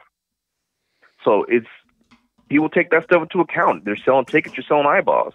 Mm-hmm. I mean, every time we've been to the tournament, we have been in the top 10 for viewership, whatever games we were in. Yep. Like last year, the Kansas State game was the most watched game outside of the national championship game mm-hmm. in that tournament. Mm-hmm. So I mean, we pull eyeballs. People care about that stuff. That adds to it. I'll pause right there. Also, where that can hurt you, and we talked about this on the Final Four message board earlier today, because Michigan State is a blue blood, and because they do pull eyeballs, like you said. 2 years ago, Michigan State played Duke in the second round, and that was conveniently positioned for the 6:00 game on Sunday. You know what I mean? CBS pays a lot of money to run that tournament, and if they get a chance, they may say this isn't the case, but I got to believe that there's some CBS executives in there in that room as well, and they can say, "Hey, Mr. Executive, we're probably going to do this right here, but I think we can also do this, and it'll help you guys." Not to that extent, but just like everybody knew that everybody knew that Michigan State was going to be matched with Foster Lawyer for obvious reasons. If you believe that, then why not believe the next step of it? That Michigan State is a 10 seed and Duke is like a 2. We can put them together at 6 o'clock on Sunday, or we can have Duke play San Diego State. What do you think they're going to do? They're going to have, and I'm talking like before last year's San Diego State. They're going to put Michigan State up there against Duke. And this year, if Michigan State is an 8, is a 10, maybe they become a 9 so they can play UConn in the second round, and that becomes the Sunday 6 o'clock game. Because you're a blue blood and Michigan State is a 7, 8, 9, 10 blue blood without a high seed, feeding them to another blue blood becomes something we've seen recently that could be revisited again this year for the reasons you just mentioned. Go ahead. What was your point? Your next point? My next point was like how you're talking about with seeding and like the Big Ten going to 20 games and all that. I think the Big Ten needs to do for Michigan State what they do for OSU and U of M for football. You got to protect your brand. We all, for the reasons I just mentioned, and for what you just mentioned, we all know people watch Michigan State basketball games. We all know it's a big draw for the tournament. We don't know this part, but we all assume that the committee positions Michigan State for big matchups because if they get an upset against a higher seed, well, that's just tournament time again, and they talk about that until the next round. And it draws eyeballs, just like the year we went to the Final Four last against Duke. That was a huge game. That's up there in like top 10 in the history of college basketball. I mean, like Michigan State pulls eyeballs, man. That's money. So because we know the Big Ten's about money, or else they wouldn't have went to a 20-game schedule when no one else is really doing that, they need to protect Michigan State. I don't care what people say about Tom scheduling hard teams. He can do it for like non-conference. The Big Ten needs to make sure that their cash cows look good. They do that for football and they do it for basketball. Protect Izzo, protect the brand from themselves sometimes, and just make sure you're scheduling where you got it so that I'm not saying you cheat or anything. I'm just saying make it so that it's not going to be like you're hitting them over the head all the time. Like we just saw Michigan go to a national championship and they played nobody. Like for the most, 3 years they got to the college playoff and they played nobody. I mean, if you're going to allow that for them, and we're a big brand in basketball that pulls in you money, you need to do that. That's a good business move, and that's my opinion on that. I hear you. But now to actual basketball part. Hold on. I would say let me counter that. I don't think Michigan State needs any help. I don't think anyone in the Big Ten basketball needs any help. I just think that they don't need to be playing 20 games. Reduce it back to 16. That's when the Big Ten used to have teams making long runs in the tournament on a regular basis. The other thing is people rip on the Big Ten for not winning a national championship. Like that's that. In basketball since Michigan State in 2000. Well, I mean, since then, Michigan State's played in 1, Michigan's played in 2, Indiana's played in 1, Illinois' played in 1, Wisconsin's played in 1, Ohio State's played in 1 or 2. 6 or 7 different programs have gotten to the final game. That's pretty strong in terms of broad-based programs having the ability to get there. And you can say, well, they didn't win it. Hey, look, who won it last year? UConn. Is anybody saying the Big East was the best conference in basketball last year because UConn won? No. So don't tell me the Big Ten is bad because they haven't won one in 24 years. If San Diego State had won the national championship last year, they played in the national title game. If San Diego State had won the national title, would anybody in their right mind be saying that the Mountain West is the best conference in college basketball? No. And the reciprocal should not be part of the narrative either. Michigan just won a college football, the last game of the CFP this year. Is anybody saying the Big Ten is the best football conference? No. Now, everybody knows the SEC's been the best, and to their credit, they've had national championships to go with it. But the lack of a national championship does not prove that the conference is lacking. That's just talk show dog crap. All right, go ahead, Kelly Spartan. Hello? Yes, you still there? Hey, Comp, you're going in and out. I don't know if this mic is yours. Might be mine. Yeah, go on. We can hear you though. So what's your next point? Basketball. I know you called in for. This will be my last point. That I guess I'll. Hello, can you hear me? Yeah, I got you. We can hear you. Pretty sure we can. Okay. Yeah. Okay. Yeah. So this is my last point. It's really just like basketball stuff. It's 2 quick parts. What Izzo I feel is responsible for, and what the players are responsible for. Izzo is responsible for making good basketball decisions. The past couple years, and a few of us have mentioned it. I've mentioned it. I'm pretty sure maybe, I don't know. But Izzo has been very loyal to his players. He wants to go through the high school ranks. He wants to recruit. He wants to build through that. He said it. He doesn't like how the transfer portal is right now. He says he's adapting, but for the sake of the team going forward, I'm not going to say anyone else's opinion, mine. This is my opinion that you can't be in a situation where you keep Matty all these years and you don't get someone out the portal who can push him or at least usurp him. Like, I get it. He's like, I believe in our system, but one day, like someone brought it up, when DJ left, we haven't really had any real big man development. Matty has all the physical tools to have been a threat, to have been somebody who's like really good for us, and it just hasn't matriculated. And part of that's on Izzo for not buying, I shouldn't say buying, but getting insurance, getting another player from out the portal that can just be there, do the job, you know.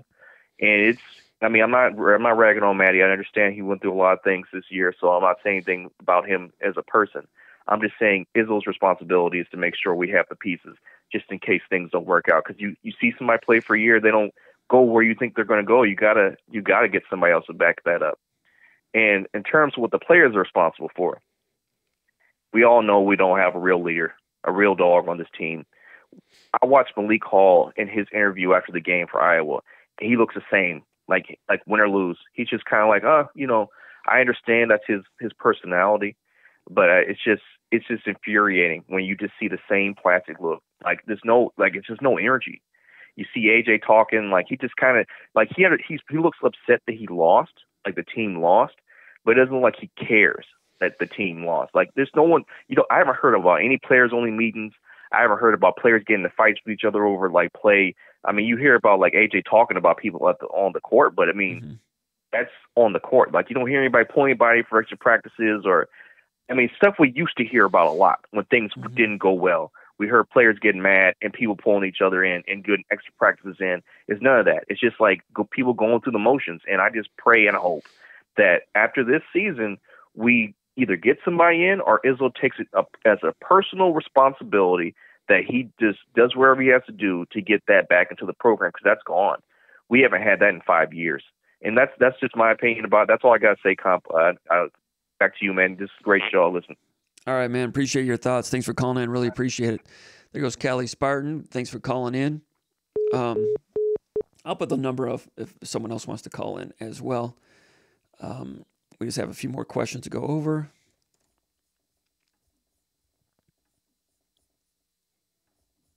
Let me take this down.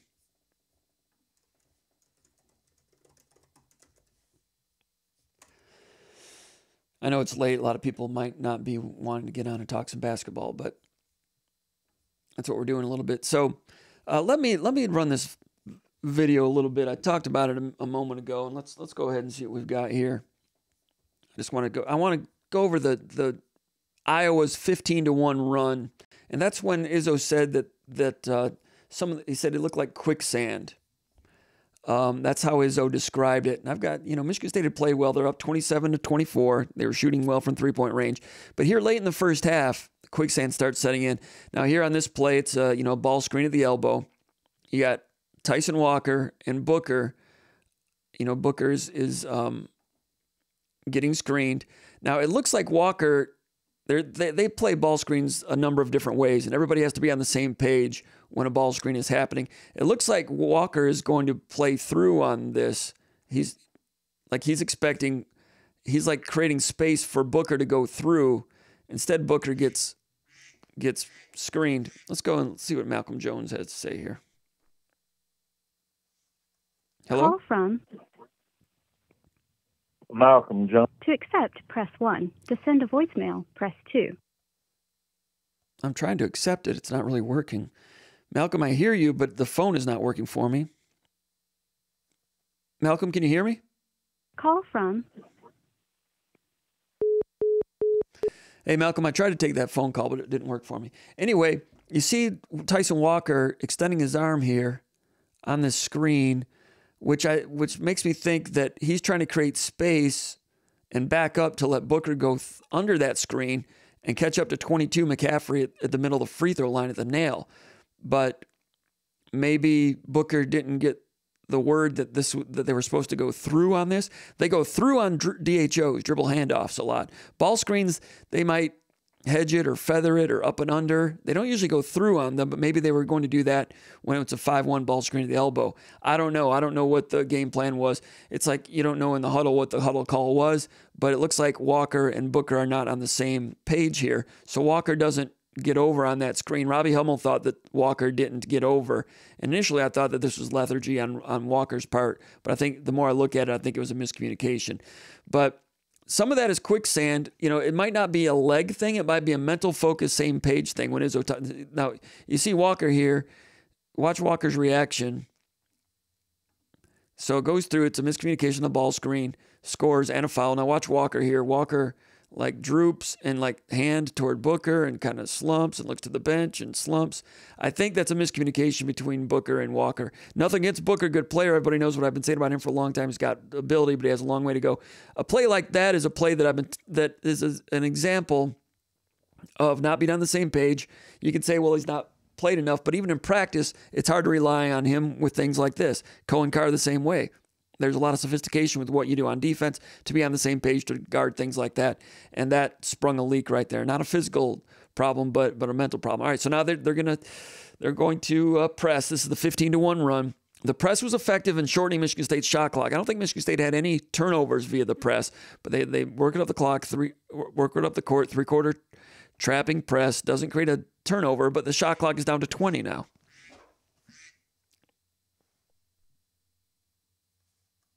Call from Malcolm Jones Sr.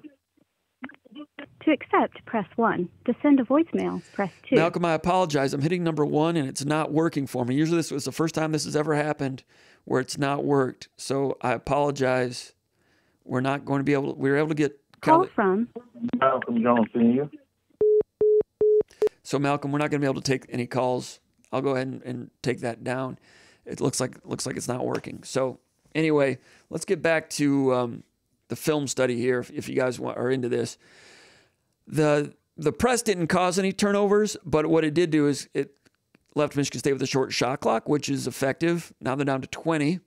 Between the way Indiana or Iowa changed from zone to man and had some press here and there, those things helped keep Michigan State off balance and shorten the clock and dictate the rhythm that Iowa wanted. Now, they break the press, get a good 3 and missed it. Now, Hall has a chance to get a rebound here, goes up, gets his hands on it. Izzo he's got to own this rebound. These other guys got to hand in there and kind of poke it away. You know, that right there, they're just 3 points into a 15-1 run, but you make that shot or get that rebound, the run might not happen. But now let's get into some of the quicksand a little bit more. Now that's feathering a ball screen. You got to switch. Now, 22 McCaffrey, they get a switch. That's the favorable matchup that Iowa might have been looking for. We're going to get a switch. We'll do a ball screen. That's a 4-5 ball screen. That was a 4 screening for a 5. They get a switch. Now Kohler's guarding a 4. So McCaffrey's going to take him off the dribble. And Kohler moves his feet okay. Protects the rim. Almost, tries to knock it loose. The defense is not terrible. McCaffrey makes a good play. Nice play. I didn't think Kohler was terrible there. 4 points in the 15-1 run. Michigan State trying to blitz and counter break. Holloman at the point. Hogard waiting to check in. Now Kohler gets it down low.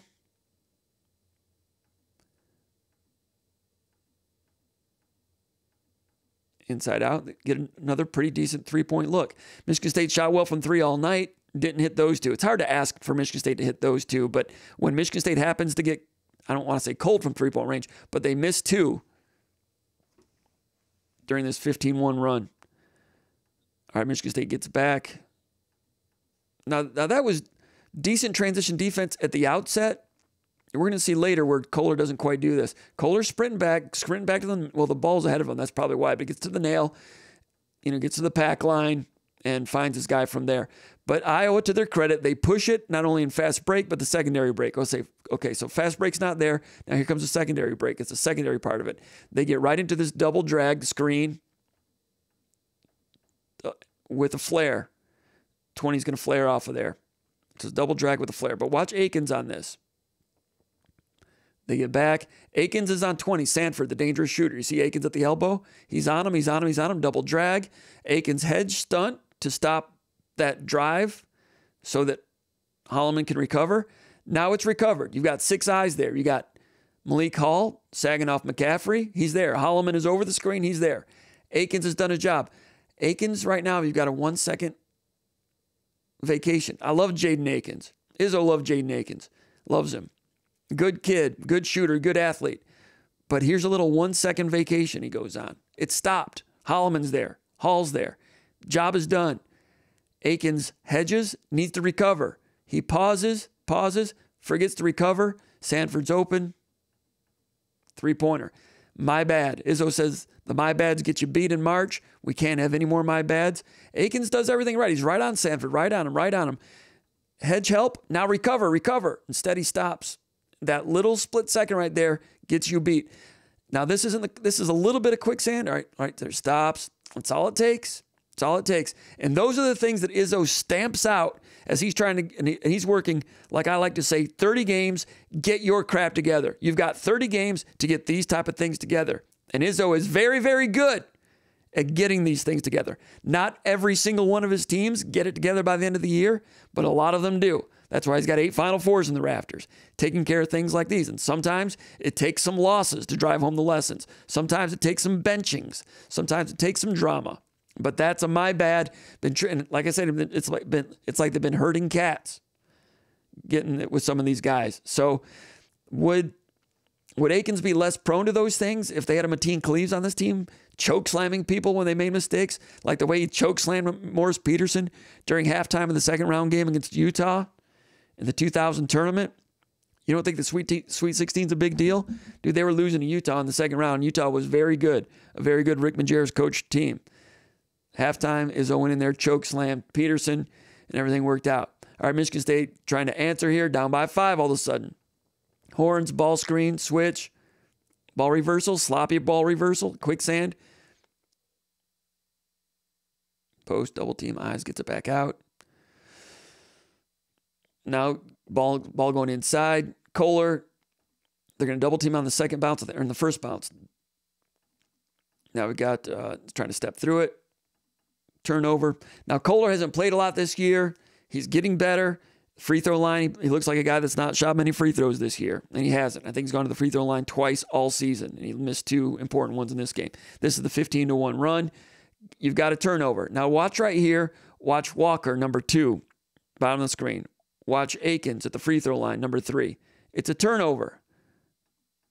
2 and 3 are not in a hurry to get back. That is quicksand. And that's not going to happen in other games. It happened last night. That's part of the adrenaline dump I'm talking about. Watch him again. Watch 3 and 2 on the turnover, change of possession.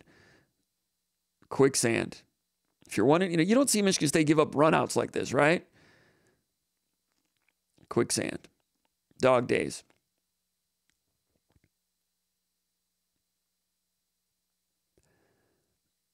This is the 15-1 run. They almost, they barely get away with the ball reversal there. All right, now Holloman drives, gets fouled, makes 1 free throw, misses 1 free throw. This is the 1 point in the 15-1 run. Made 1. Now he misses this one. Kohler makes an effort for it. Perkins wants it more. Credit Kohler there for an effort, but Kohler working to get back. Now Kohler here in transition defense, working pretty good in transition defense. Kohler's getting back, communicating, getting back to the foul line or deeper. That's solid. Now you get that horns flare action again. Hogard fighting over the top. They miss a 3-pointer, defended well enough. They might have had the slip man there and missed him. All right, Michigan State pushing it again. Almost throws another one away. Not really an error necessarily. Now this is one of the Hogard had a couple of missed layups. Both of them came during the 15-1 run. Makes Perkins pay for that one. Makes a move, goes in. Good, solid effort. Just missed it. A lot of people want to say that. I don't want to paint a picture like Hogard wasn't trying. That's effort right there. Just doesn't finish it. Would he finish it if now there's the transition problem creeping back up again. Kohler, who was just good a second ago, now Kohler in transition here. He's looking for his guy. No, just get back to the nail. What's he looking for? No one stops the ball. Quicksand. Foul and one. Transition defense is showing up. When Izzo said they look like quicksand, it's things like this. Now, had Kohler been in too long? Was it? It's a fatigue situation? I don't know. In terms of being on the court a long time, I don't know. But these are things you don't see Michigan State give up normally. And I think it's a one-off type of situation. These type of things showing up during this 15-1 run. I don't think, hey, they might go to Purdue and lose by 20. I don't know. But it's not, I don't think you're going to see this level of dog days listlessness. And I'm not ripping on these guys. I'm just talking about they've been through a lot. They've been painted into a corner and have had a lot of pressure to win since December 2nd. And at some point, just like when the Lakers and Pacers were done with the midseason tournament, adrenaline dump. They've been painted into a corner, back against the wall, whatever cliche you want, have had a lot of must-win situations. Too many in a 31-game college basketball season. They've had close to must-win situations all through December, January, and February. They beat Michigan. Adrenaline dump. Vegas had Michigan State a 9-point favorite. They weren't factoring in the dog days factor. I thought Michigan State is good and still can be good, but in retrospect, I can see why this game went down the way it did. All right, they feed to the free throw line. See, this is what we're talking about. Are they in zone here? We had the question earlier about zone. So they're trapping. They're settling back into zone. But watch them in the free throw line. They're cognizant of the free throw line because Michigan State likes to flash on the free throw line in their zone offense. So it was more of a matchup. It wasn't a 2-3. Hummel kept calling it a 2-3 zone. It was a matchup zone, and they matched up if and when Michigan State fed the free throw line. They wanted to take Hall away from there because that's a big part of Michigan State's zone offense. And Michigan State will have tangents to that also because if other teams try to do that, not many teams will spring a matchup. But if they play Iowa again in the Big Ten tournament or something, fakes a handoff. All right. Walker misses one. 24, decent closeout. Gets a piece of it. We got transition again. Transition defense a little bit better. Think about Iowa, man. When they get into their early offense, their early offense is good. Michigan State's a good transition team, but I like what Iowa does with some of their early offense better than what Michigan State does. Michigan State used to have good early offense, but Michigan State lately not quite as good. But Iowa's early offense is probably one of the things they do better than anybody. Here's the horns again into a flare. Now here again, you've got Walker and Booker not quite on the same page. It's a switch, so Booker ends up on the point guard. Walker is on the center. Center's getting ready to slip to the rim. So Walker grabs him. Grab, called for a foul. So Walker again. See, Walker looks to the bench like his hands, palms up. To me, I think Walker is not confident in Booker's ability to be on the same page with ball screen defense. And again, and I love Booker's ability and everything. And a lot of people see Booker get the ball in his hands and finish a little jump hook, hit a free throw, hit an occasional three-pointer, block a shot. These are the things that people don't understand about basketball that put a hole in the boat. If you have a hole in the boat don't float. If I can use poor grammar to make a point. I love Booker, good kid. He's coachable, he's working at it. But the longer he plays, the more things like this are going to happen. Just watch Walker. So it's this horns into the flare action, early offense. See, maybe Booker didn't call out where the screen was. Your teammate needs to tell you where it is, what angles could come. So then they started to go to a rescreen there, and I don't think they had to. Let's see.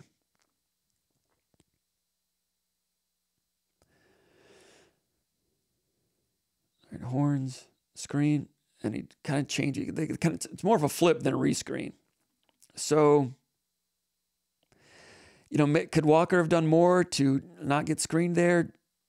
Izzo also blamed himself in this game, and I've not asked him about it specifically, but maybe there were some actions that Iowa did. Maybe this horns, that was a kind of a rescreen situation, flip screen. A lot of times it's horns into a flare screen, and then later on we'll see some action on curls on a pin down on the left wing.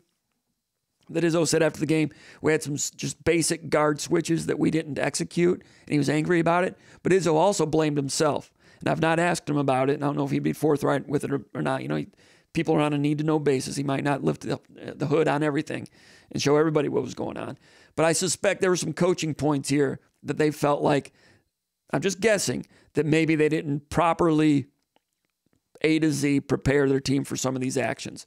They took Sunday off, did film and walk through these type of things. You know, Izzo's a great coach, and I said last week, sometimes in coaching situations, there were times when Michigan State would play Duke and Izzo would out-coach Krzyzewski. And there were times when Krzyzewski would out-coach Izzo. There's times when Izzo would out-coach Roy Williams, most of the time, even if he lost. And once in a while, Williams might out-coach Izzo. 2010 regional finals in St. Louis, Michigan State played Tennessee. I love Izzo. 8 Final Fours, great coach. That day, Bruce Pearl, I thought, out-coached Izzo that day. Don't tell Izzo I said that. Tennessee did some things, icing some ball screens, and did some things back then when not a lot of people were icing ball screens yet in the college game. Do I think Pearl's better than Izzo? No. Bruce Pearl's had 2 Sweet 16s. He hasn't had one at Auburn yet, I don't think. Maybe 1 in 8 years. But that day, that can happen. I think Izzo's better than McCaffrey, but horses for courses, Ollie versus Norton. For some reason, Michigan State has trouble with McCaffrey. McCaffrey's good. He's never had a Sweet 16, but he's good, really good. And Izzo might be the first to say that there were some things that maybe he didn't think his team was properly prepared for. Maybe they didn't rep Walker and Booker enough with ball screen defense and ball screen communication enough. Things like that. All right, so let me check that out again. So did Booker tell him screen left? He gets over the screen. Now it's a flipped screen. They flipped it the other way. What were they supposed to do? Was it supposed to be just a switch, hedge help recover? If he hedges back to the center, Perkins has a 3-pointer there. So probably a good foul there by Walker. But Walker's looking to the bench like, come on, man. Palms up. So either they're not properly prepared or the communication's not great. I don't know. But those things, 30 games, get your crap together. And when your personnel group is changing here and there, you gotta work all those things. And it takes a lot of practice time. And it takes 30 games to get that crap together. All right, so Akins is out on Sanford. Sanford's a good 3-point shooter. Now, is Akins, are his feet ideal here? Because he got beat a few times. Now he's beat backdoor again. And Booker is aware of it and contests the shot. This was the play where Hogard didn't box out. Now, Hogard gave good effort in a lot of ways in this game. And like I said, he's a good player and I got a lot of respect for him in a lot of ways. But when he looks at this film of this play, he's not going to like it. I'm sure they've been over it already. Watch number 11, Hogard up there. So you got the back cut, drives. Now watch Hogard here. Shot goes up. Watch Hogard, top of your screen. He's guarding Perkins. Shot's going up. Now part of Hogard's deal, maybe he's thinking about getting out, whether you make or miss, he's getting out for the outlet pass to fast break. But knees aren't bent, doesn't box out, and he lets Perkins get in there. They miss a shot, it gets tipped, and Perkins keeps it alive again, and it gets tipped out. Now Hogard reacts, and they hit a 3-pointer. And that's on Hogard. And I'm not here to try to embarrass him or anything. I'm just talking about these are the things that they're going to be looking at during film study. And those are the my bads that Izzo talks about he's been trying to get rid of. And, at some point he's going to ask these guys, how serious are you about wanting this? I can't go out there and want this for you. You guys need to want this as much or more than I do. And if you don't, it's not going to work. He has seen good, talented teams like that Kalen Lucas senior team with Darrell Summers and those guys that, lost 15 games and lost to UCLA in the first round. And once a lot of those guys graduated and moved on, some of them were good guys, but once they moved on, then Draymond Green was able to become the leader as a junior. And they had 2 real good seasons after that. But these are the my bads. All right, so this is the end of the half. Horns again. Now, Akins is on Sanford. there's the first ball screen, and now 20 is going to the other side for the flare. So Akins he decides to go under the screen. I don't know if, you can go over it or under it. They go under it. Akins this is something they've been working on him with in practice. Having smart feet around screens. For some reason, Akins is Velcro to screens a little bit too much. That's something that they continue to work on because they need him to be a defensive stopper. He has the ability to do it. That's something else here in the late season they want to work on a little bit more. Was he a little bit late in getting through this? He knows that it's horns, flares coming up, so he's on them. Usually in trail technique, you would go over this screen and get a little hedge on the other side from Booker. But Booker gives him space like maybe he's supposed to go through and go under. So maybe he was supposed to go under. But Sanford very smartly works back around the other way, and they hit a three-pointer. It's just good basketball. It's just a simple little quick hitter. But again, that might be one of those things where Izzo blames himself for not drilling certain actions well enough. And you know what happened at the end of the half? Michigan State didn't quite get a shot off. Now Walker could get it down low to Booker here, and it would have been interesting to see if Booker could have done something there. Maybe not. But Walker's a senior, trusts himself to create a shot. But, they leave Booker. Now he's working against a double, triple team, goes baseline, gets shut off, and they don't really get a shot off. Almost done here. All right, here's second half. Now here's a play where Akins, again, is on Sanford. What, number 3 versus 20, top of the key. Little blur screen there. Maybe a ghost screen. Depends on your verbiage. All right, so Akins is up there on Sanford. Tough job because Sanford can shoot and he back cuts a lot. But the little guard-to-guard screen action, this curl action, gets Michigan State twice. Here's the first one in the late going. Here, down by 8 points. Key situation. Akins is man. This is when Izzo was talking about they didn't get some basic guard switches that they should have had. Now, it looks like Akins might have been communicating there a little bit. His man sets a screen. Judging by Izzo's comment, Akins should probably leave Sanford with Walker. But Walker's going behind that screen. So Walker goes behind it and trails. So if you're trailing, you're expecting help on the other side of that thing. He doesn't get help on the other side, and it's a layup right to the rim. So that was one of the situations where Izzo wanted to switch. Akins right here is supposed to come off of Sanford and hedge back and stop this curl action. Can't have any my bads. I mean, these are intricate things, and these are the differences between getting out of the first weekend of the tournament and having a Sweet 16 program, which a lot of people think is like really easy or something. Now look at Izzo on the sideline. His hands are outstretched, palms up. He's looking at Akins like, why didn't you switch? You got to switch on that. So that leads me to believe they did work on it, but it didn't get executed. Now Michigan State, just with 2:30 left, Michigan State down 7.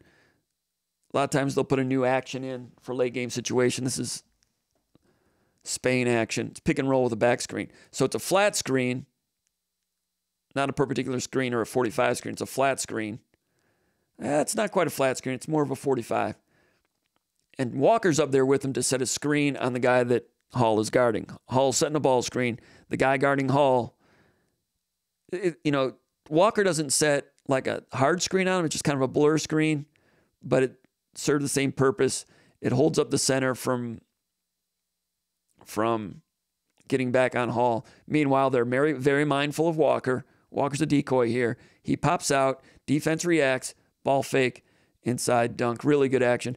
Izzo hasn't, he'll say it late in the season, he will save some of these plays in the last 5 minutes. He's got a little script, a late game script. Sometimes you'll see him pull out a laminated sheet, and it'll be something like that. A lot of teams run Spain action. Michigan State, I've not seen them do it lately, but probably an unscouted look that Iowa wasn't prepared for from Michigan State. They ran a little down screen. Was it against Michigan? To Akins, catch and shoot 15-footer, same type of thing. Like just not like a brand new play that no one's ever seen before, but it might be an unscripted play or an unscouted play for Michigan State. They'll run plays in the last 6-7 minutes of a game. And they don't do it all year because you can't have that many plays in your playbook. I've never asked him about this, but you don't see them do that in December. People wonder, why are they so good at the end of the year? It's things like that. When he's later in the year, he starts going to some, he's got his late game play calls. That was one that worked well right there. So then Iowa comes back, and they run the same action. Now you've got the same action that they had problems with a second ago with the two guards on the curl cut on the left side, free throw line extended. Now you've got Hogard on Sanford, and Akins is sitting down, probably for the reasons we just talked about. And now Hogard's on 20. Holloman's in the game. Holloman's guarding someone else. Michigan State's with 4 guards right now. No, they don't have 4 guards. They've got Cooper in there. So Hogard's on Sanford. Sanford's a pain. Waiting for that screen to come. Now here comes the screen. Same action as a minute ago, right? Holloman's going to chase. He's going over it. Kind of fights over it. And Hogard is still tight on Sanford. And Sanford acts like he's going to go out for a shot and then back cut, dunk. So that was after timeout. I'm sure they talked about what they wanted to do, but they didn't get it executed. Hogard can't really sag off of this comfortably because Sanford's such a good shooter, which makes you susceptible to back cuts. So sloppiness for Michigan State you don't see a lot of. Izzo talked about big guys getting beat, guards getting beat on some simple switches, and Izzo critical of himself also.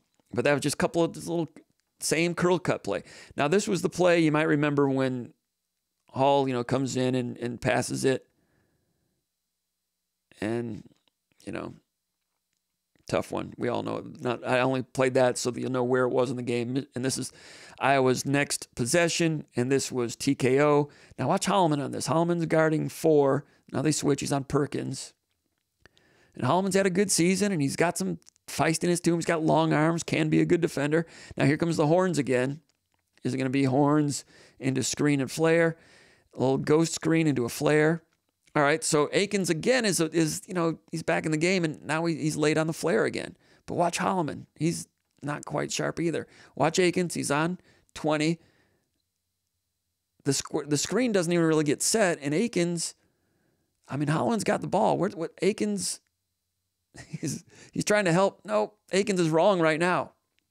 Here's the flare screen that they run 1,000 times. Now he's trying to catch up, get screened. Now what's Holloman doing? What's Holloman doing? Now he all of a sudden he remembers he's supposed to be playing basketball. Dunk. If you see some things in this game, you're like, man, that's weird to see Michigan State giving up these layups and dunks. It's things like this. And people, I'm telling you, it's February dog days. They're going to bounce back. They're not going to be doing this for the rest of the season. They've had some bad losses this year, but this was just dog days, adrenaline dump. All those things against a good, desperate team. Michigan State let their foot off the gas. All those cliches, whatever you want to call. But again, watch Holloman here. All right, Akins is late, and then Holloman just stops. That's the ball. That's your man with the ball. I don't know. And then he's like, oh, wait. So this is bad, and I think it's a one-off. Ladies and gentlemen. They'll lose some games still, of course, but that was some special timing and circumstances. Timing is everything. And Michigan State got beat by a good team last night, playing really good, that was desperate, and that's the name of that tune. And I think Michigan State will bounce back, and they'll be good again soon. Problem is, this hurts their seeding in the NCAA tournament. Let's go back to the mailbag and finish it out. Todd from Duck Lake says, I see the east side of Spartan Stadium. Let me go over here and make sure I don't have any funny business going on. It looks like everything is fine. Looks like people are behaving themselves. Todd from Duck Lake says, I see the east side of Spartan Stadium is included in the 2050 plan. Our family has been in the east upper stands since the 1960s, and we love it up there. Any word on the timeline of when they want to start this project? Good question. Question number 2. On that note, with 2 late games this year, are there plans on what to do if the weather is too cold for the pipes on the east side for those games? Great question, Todd from Duck Lake. And I've seen Alan Haller around at some basketball games. I'd like to ask him some of those questions. Late games, they got the November 30th game against Rutgers. We talked about this. Where were we the other day, Todd? Maybe on the message board, somewhere else. Me personally, we talked about it last week, I think. I think Michigan State should move that November 30th Rutgers game to Ford Field and do a Black Friday game again. I thought that was good. I was not sure about it. At first, I was like, that's weird. And then I was like, well, okay, let's see. Then I went and I thought it was cool. Everyone I ran into that was there loved it. You know, Michigan State is a great fan base. They love their football, but they also love their tailgating. Tailgating is a big part of the backbone of Michigan State football. By November 30th, everybody's had enough tailgates. And when it's November 30th and it's that cold out, nobody tailgates November 30th. I know some of you do. Some of you crazies, and I love you for it. Some diehards do it. You have your tents and you got your ice fishing, your propane heaters and things. Those guys, that's great. But we've all been to the Penn State game, last game of the year, walking to the stadium, walking through the campus. There's not many people tailgating. Tailgate is out by November 30th. Black Friday was great. And the other thing that's great about Black Friday is, to my knowledge, I don't think there's any traditional Black Friday college football game. I know I'm talking about Friday night. Nebraska plays Iowa Black Friday afternoon. Back in the 70s, Pittsburgh and Penn State used to play on Black Friday in the afternoon. In terms of a Black Friday night game, that's open lakefront property. Now, night game that time of year, it can get cold. Well, if you got Ford Field, everybody's done tailgating. You're not playing games in Spartan Stadium. There'll be some people that'll be like, no, we need the cold weather. I love Spartan Stadium. I understand that. But Ford Field worked out well. Here's another thing. There's a lot of Michigan State fans that were at that game that don't necessarily make it to Spartan Stadium on a regular basis. And you know who you are. Some of those people in the Detroit area, Michigan State fans, but do I have tickets to go to East Lansing? Yeah, maybe I do, maybe I don't. Ford Field, I'll go to that one, check it out. The other thing, Black Friday, you got a lot of Michigan State fans who live abroad, who come back home to Michigan to visit family during Thanksgiving. You got Thanksgiving on Thursday. You got Friday. People might go shopping. It's Friday night. What do you guys want to do? Well, Michigan State's playing at Ford Field. They are? You want to go? Yeah, I got tickets. You want to go? Yeah, let's go. That happens. That's real. That helps the Michigan State brand to other people, to that next concentric circle of your fan base. It services that fan base in Southeast Michigan, which is important in a lot of ways. It helps get those people involved. So you can, for college football, you can become the Black Friday night game. You're serving some of your fans out in the Detroit area. And I think the pros and cons, I don't know what it costs to lease Ford Field relative to how much money you would lose for having a home game. You're selling out the tickets, but I don't know where the finances are on all of that. Me personally, I think Michigan State should do it again. Now, if it's not Black Friday, I don't know if I would do it, because you're not going to have a Black Friday home game every single year. Sometimes you will, sometimes you won't. This happens to be a time in which Michigan State has it 2 straight years. The opponent is not Penn State, it's Rutgers, so that's not as attractive. But I think it would be a good thing. And it becomes part of the football tradition in the state of Michigan, potentially, with the Lions playing on Thursday, and then Black Friday on Friday, Michigan-Ohio State on Saturday, and Michigan high school playoffs on Saturday, Sunday. I think it's good. Here's the other thing. People like Ford Field, but it's becoming harder now to get a Lions ticket. A Lions ticket's more expensive, harder to get in there. Go to Michigan State. It's another opportunity to go to Ford Field, which some people don't have. For these days, probably 1/3 of the price.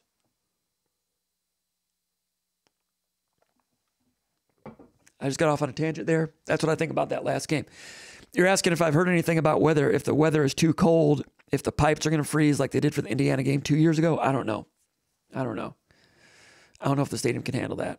Now, the 2050 plan, I don't know if some of you guys saw it, but it's some artist renderings about some plans that are going to go through, or I don't know where they are in terms of the approval process, but some artist renderings and some plans about what they want to do with campus in the future. And you asked, when is this going to go into effect? I'm not sure, because it's not been approved yet, I don't think. So there's no dates on it. But the 2050, some of the things that were interesting about it, among other things, they're going to, looks like IM West is going to be demolished as part of the plan. And there's going to be a building, according to this plan, on Munn Field. It looks to me like it's going to be situated where that AstroTurf field is currently, where the band practices. Looks like a a stadium, a small multi-purpose arena is going in there. And according to the plan, it's for Olympic sports. And let me take this off because we were unable to answer phone calls. Don't know why. We've been having trouble with that. Not sure what's going on there. Never had that problem until a week ago. Anyway, the former deputy athletic director, Greg Ianni, is on the Tim Stout Show every week, and he mentioned last year, a couple of times, that there were plans for Michigan State to build a multi-purpose arena to seat about 3,000 for volleyball, gymnastics, and wrestling. And it would also be available for concerts. And that was discontinued, canceled when the Nassar situation came up. Because there's like a money freeze, kind of, I guess. That's the way it sounded. I mentioned to Alan Haller something about that last year, and he said, yeah, that wasn't the works. And he kind of, in so many words, said, he kind of said, don't be surprised if something like that still happens. So he hinted at it pretty strongly. This is close to, I'd say, almost 12 months ago. So this has been talked about, behind the scenes, and then it kind of came out publicly last week. I don't think officially it came out. I don't know if it was leaked. I can't remember exactly where it originated from, but this was part of it as well. There's plans all over campus for various things, but I'm just talking about the athletic things right now. So the one Ianni was talking about like 3,000 seats. This plan didn't say how big this new arena would be, but I'm guessing 3,000 seats. And it says for Olympic sports. Previously, they were talking wrestling, gymnastics, volleyball. I'm guessing those would be the main three right now also. They're using Jenison right now, and Jenison, we all love Jenison for what it is, but those programs are operating at a deficit. Well, not volleyball anymore because volleyball's playing in Breslin now. But wrestling, you put wrestling, give them a little 3,000 seat brand new facility, and gymnastics. I mean, gymnastics is a show these days. Have you seen it? I mean, you talk about great athletes. And Michigan State's top 15 in the country, clutch. And it's a show. And gymnastics draws big crowds in the SEC, LSU, Georgia, Alabama, some of those places. Michigan State had a duel in Ann Arbor 3 weeks ago. It had about 11,000 people there. Michigan State won. 2 top 15 teams. Big time. All right.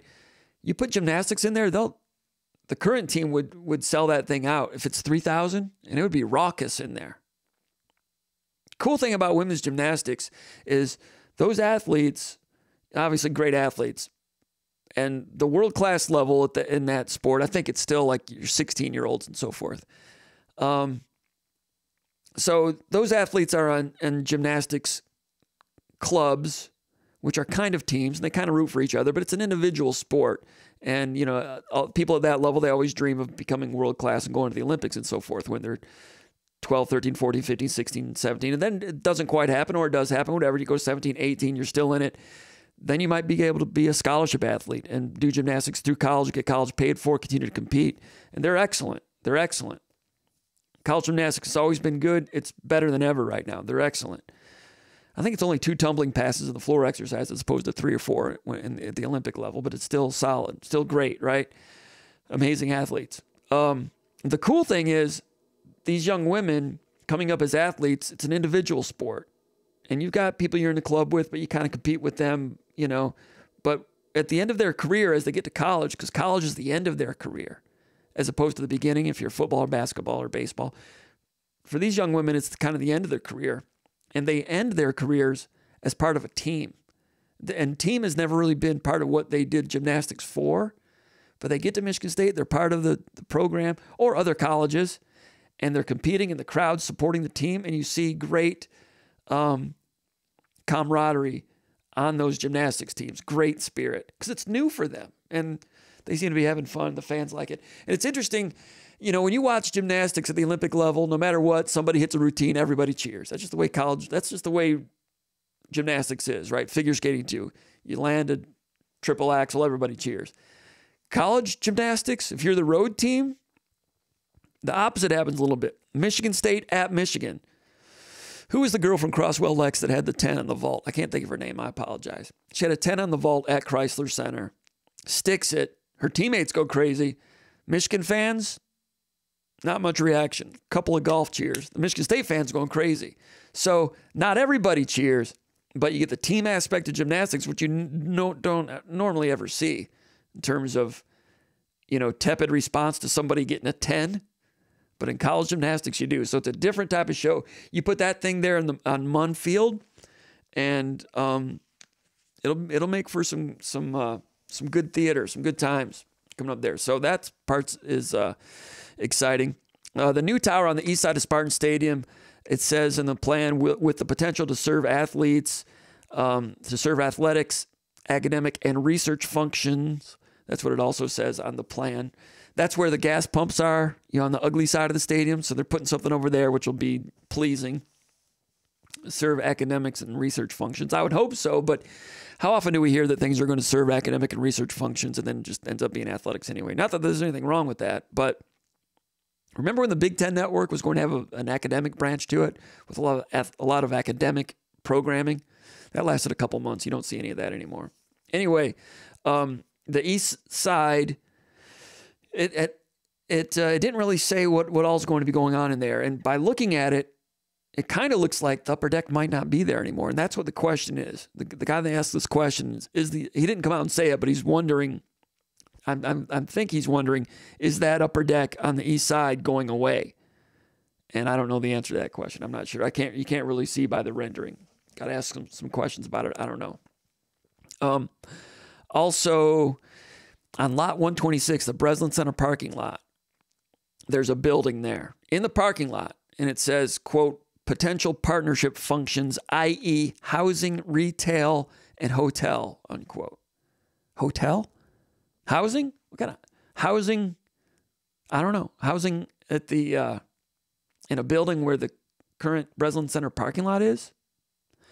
I mean, that's right central campus, right in the middle, right on the edge of the whole athletic complex.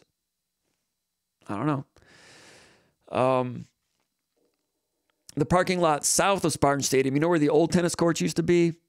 In the rendering, it looks like bushes or something. And it's kind of parking, but it's more like a park-like center setting. And it says, quote, while still supporting special events parking, Lot 79 is reimagined as a more civically oriented, multi-use open space, unquote. So, I mean, it kind of looks like a farmer's market type of thing. I mean, they're not going to have farmer's market there, but it's.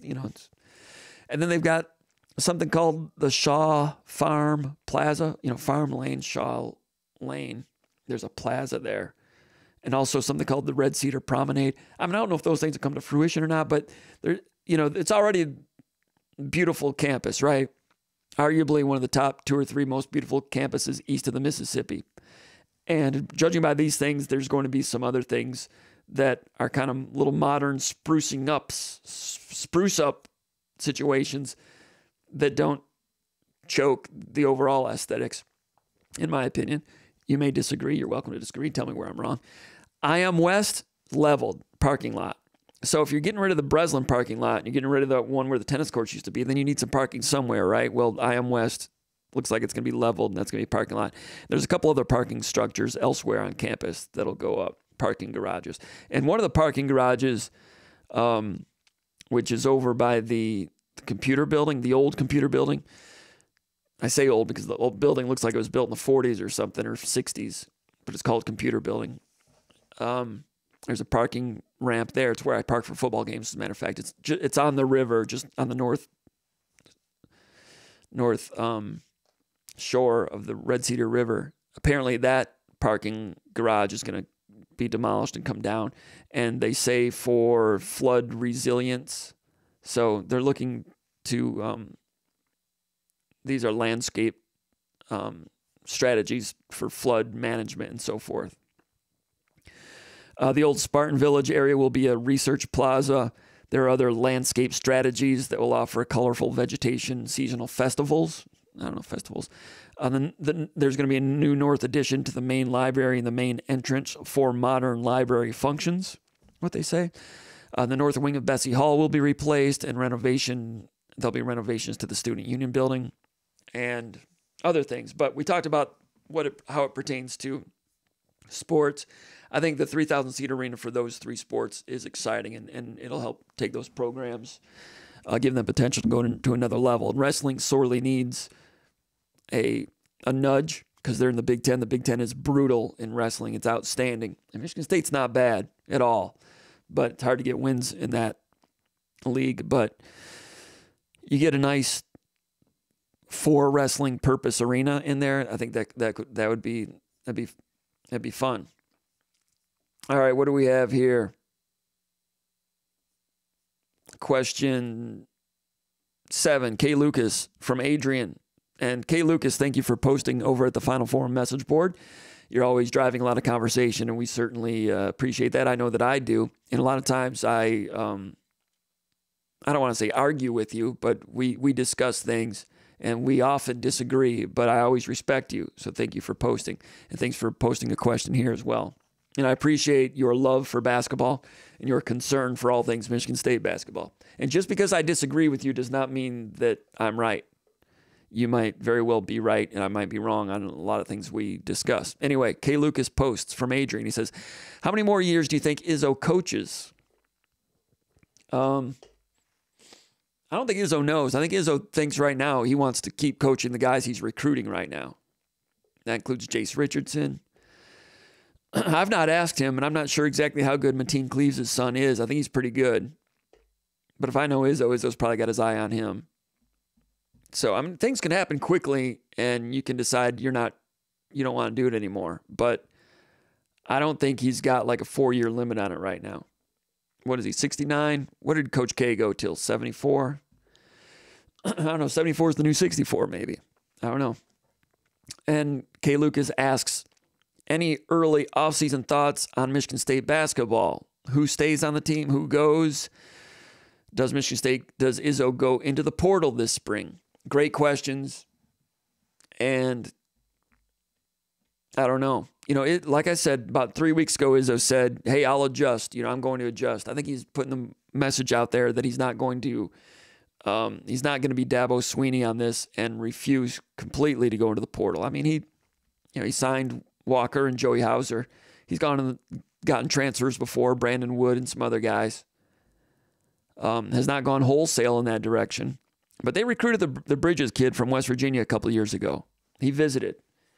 Ended up going to Baylor. Michigan State played against him this year. He's done a good job at Baylor. But they weren't against it with him. And you know what? If they had Bridges right now, I know he plays kind of the 4 for Baylor, but he's kind of a 3-4. Could he have played a 3 for Michigan State and been that 6'7" perimeter defender that they're kind of lacking a little bit to match up with an A.J. Storr or a Domask or some of those guys? Maybe.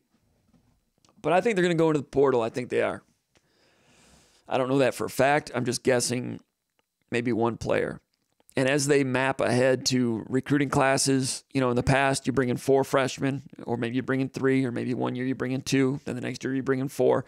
These days, if you've got room for 4, he's not said this, and I'm not asked around about it, but I suspect this I'll be asking about it, and we'll try to find out.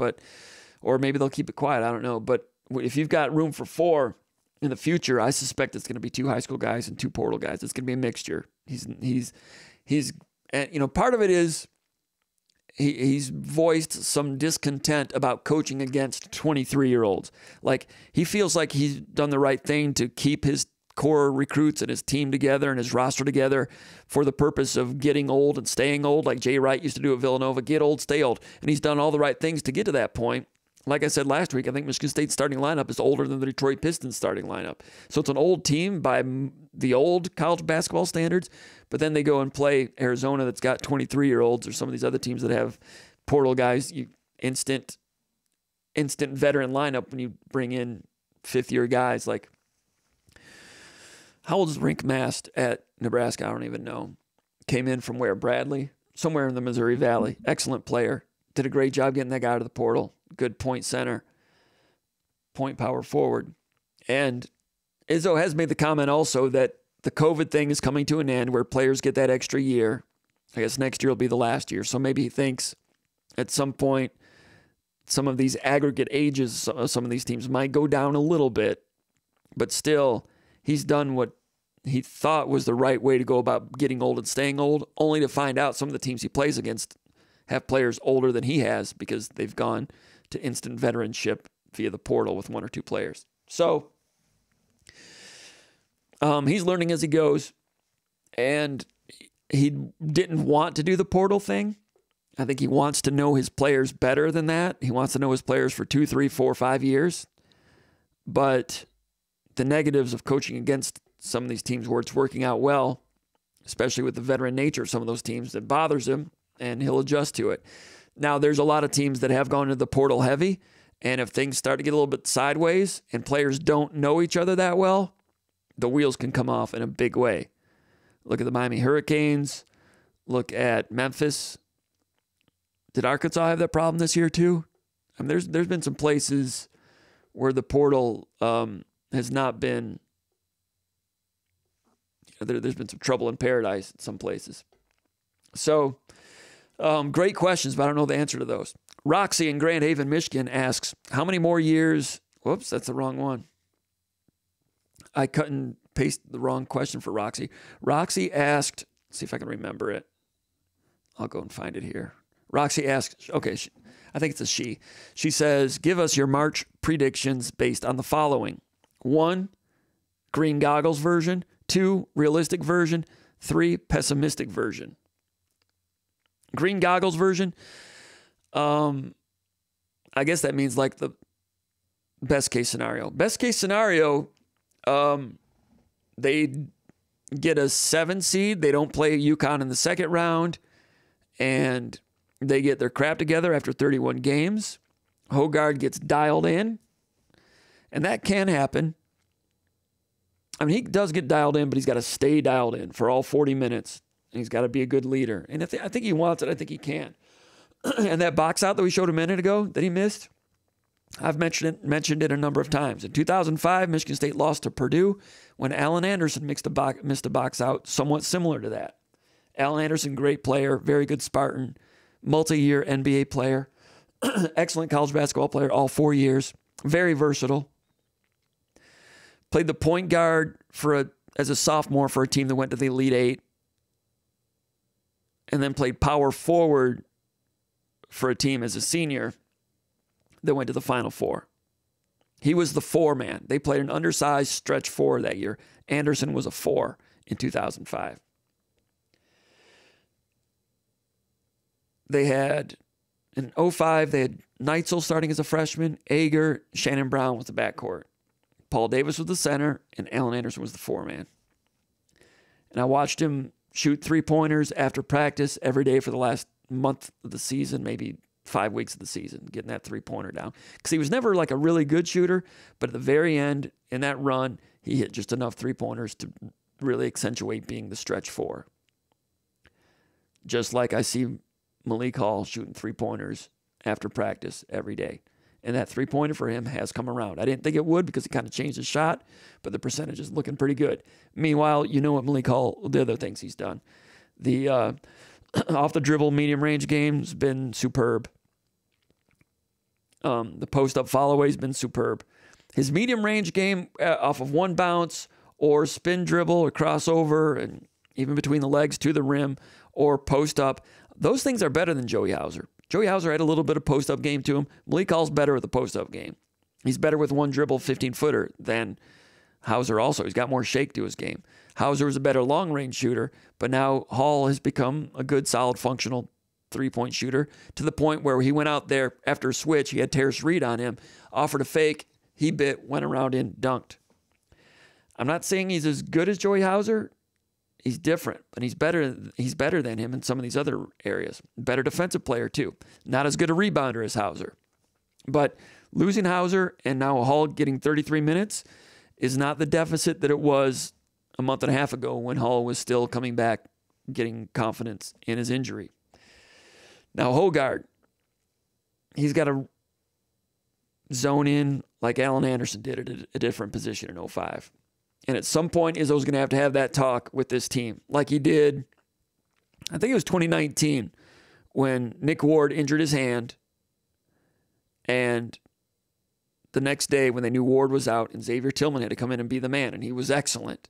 And that injury, nothing against Nick Ward, but that was the best thing to happen to the team, as it turns out. And Izzo told his team, I think at that point, it was after they played Ohio State, there's a pretty good blizzard going on that night. And Izzo told the team, give me 4 weeks of your life. Put your phones away, focus in, we can do this.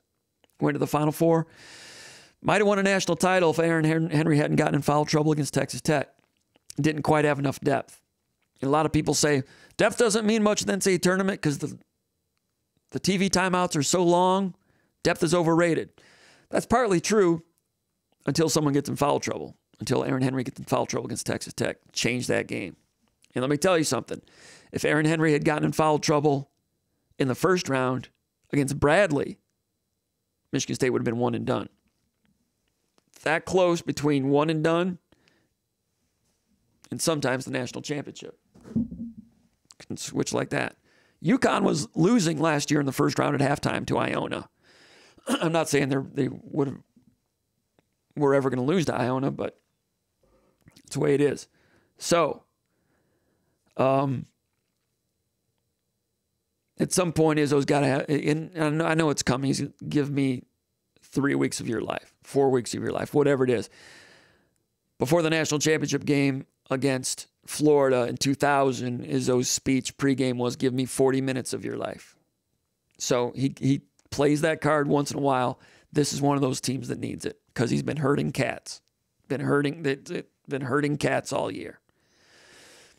When does Izzo go to that card? He'll wait for the right time.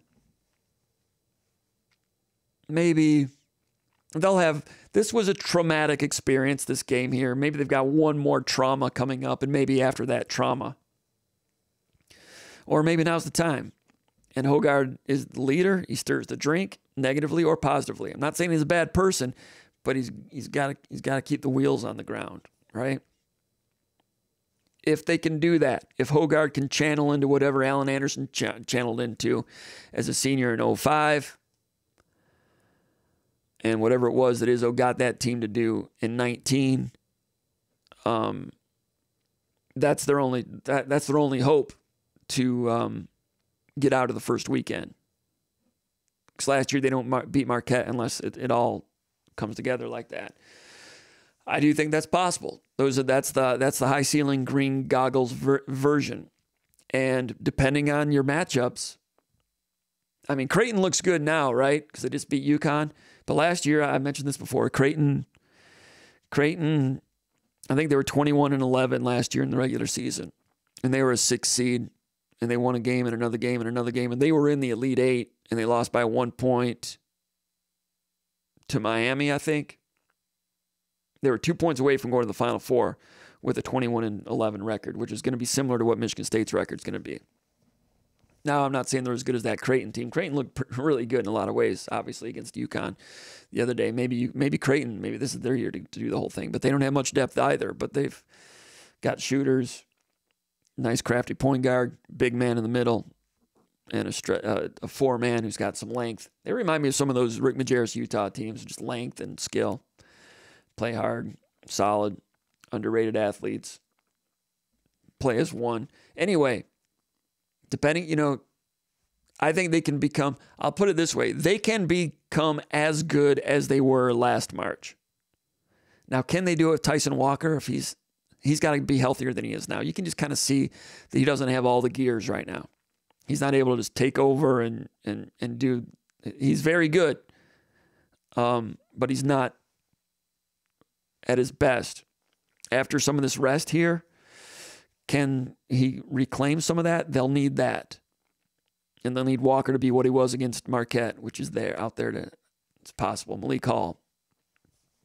Now the Sissoko thing, I'm concerned about that because for a lot of reasons.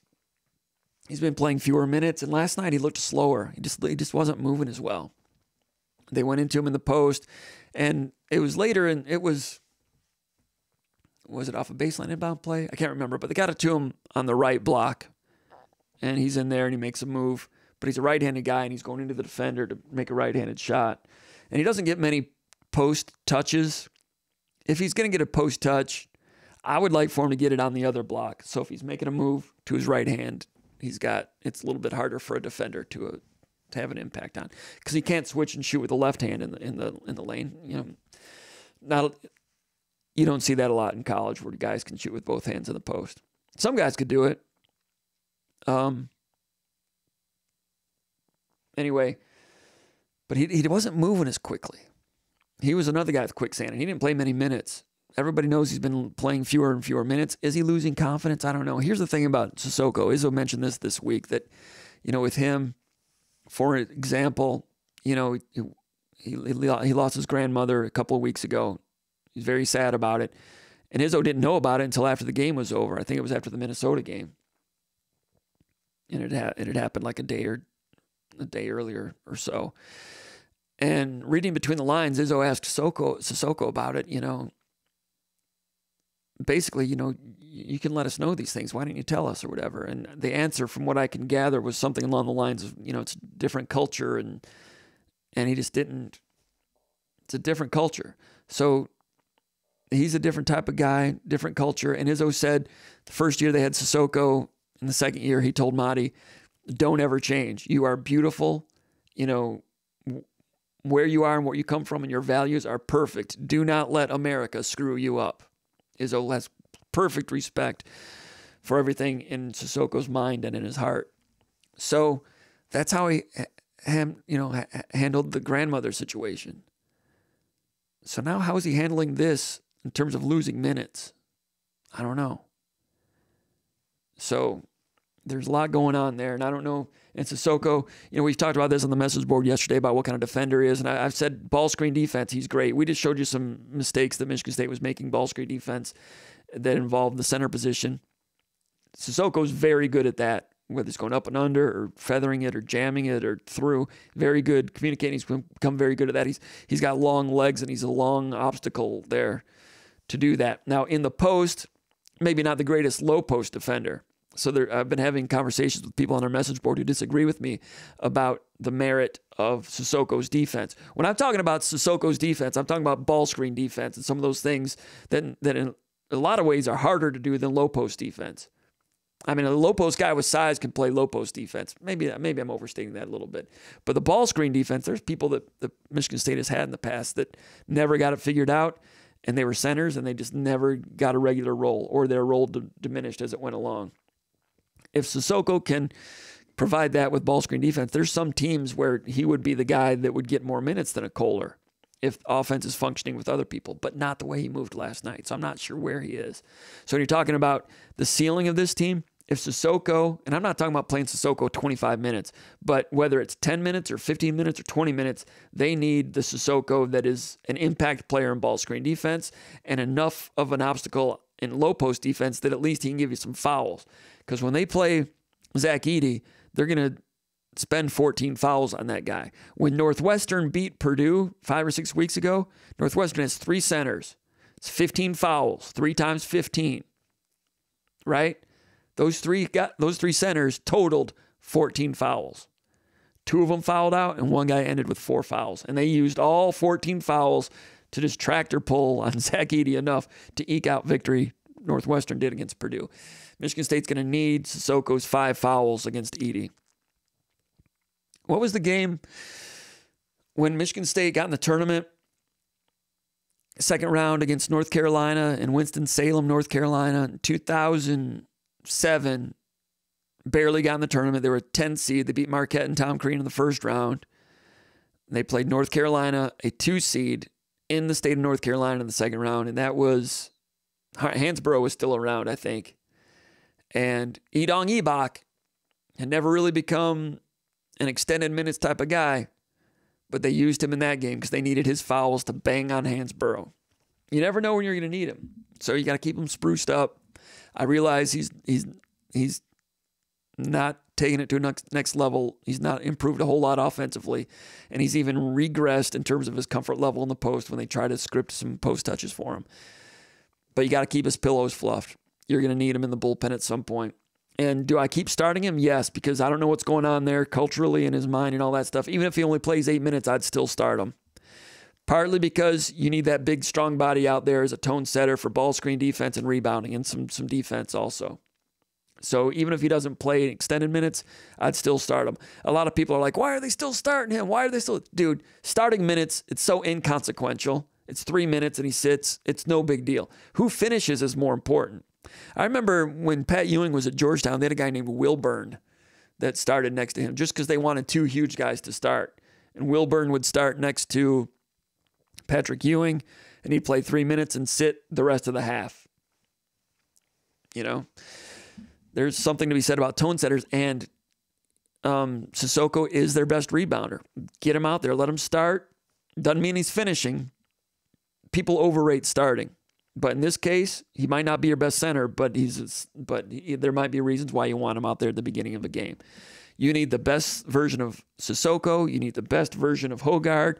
You need Akins to find the ability to stay present on defense at all times and not be Velcro to screens and to not take 1 second vacations. He's a good kid. Izzo loves him as a kid and as a student and all those things. Something needs to click there IQ-wise defensively so that he can be the 3-and-D guy that they need. And these things can all happen late. And Malik Hall has to just keep improving. That's a lot to ask because he's improved a lot and he's been pretty good.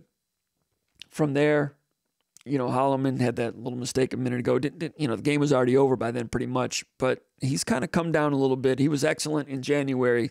If everybody is at their max, this team can be better than last year's team. They're not there yet. They haven't shown that yet. That doesn't mean they'll go further. Does that mean they could beat a team the equivalent of Marquette last year? It'd be tough. Izzo had a lot to do with that, and the players had everything to do with it. On a one-day prep in the second round, could they, I don't know if you want to deal with Houston. Can you play a 2 seed, like Auburn, Alabama, Tennessee, Iowa State? Well, let's just wait and see what those teams look like. Kansas, let's see what they look like at that point. Let's see what Michigan State looks like. Right now, that's a big hill to climb. But green-colored glasses, they can get in and become a problem and be as good as they were last March 19th. I think they can get to that level. And you saw what that team did and almost did. It'll take a big upset, and then you might need some help with some brackets here and there. A lot of things are possible. Or you could go one and done. That's the way the tournament is. That's the pessimistic version is they go one and done. They're an 8-9 seed, and they have a situation like last night where they're just kind of lethargic and it just kind of all crumbles, and they're like Kalen Lucas's senior year where they just never quite got it going. Or Paul Davis's senior year in 2006 where they just never quite got it going. That can happen too, right? Realistic version, most likely, I think they win one and lose one and don't make the Sweet 16. But let's wait and see what they look like over the next 3 weeks and who they draw and then what happens in the games ahead of them. And in that crazy tournament, things can happen. So you asked me for those 3 different versions.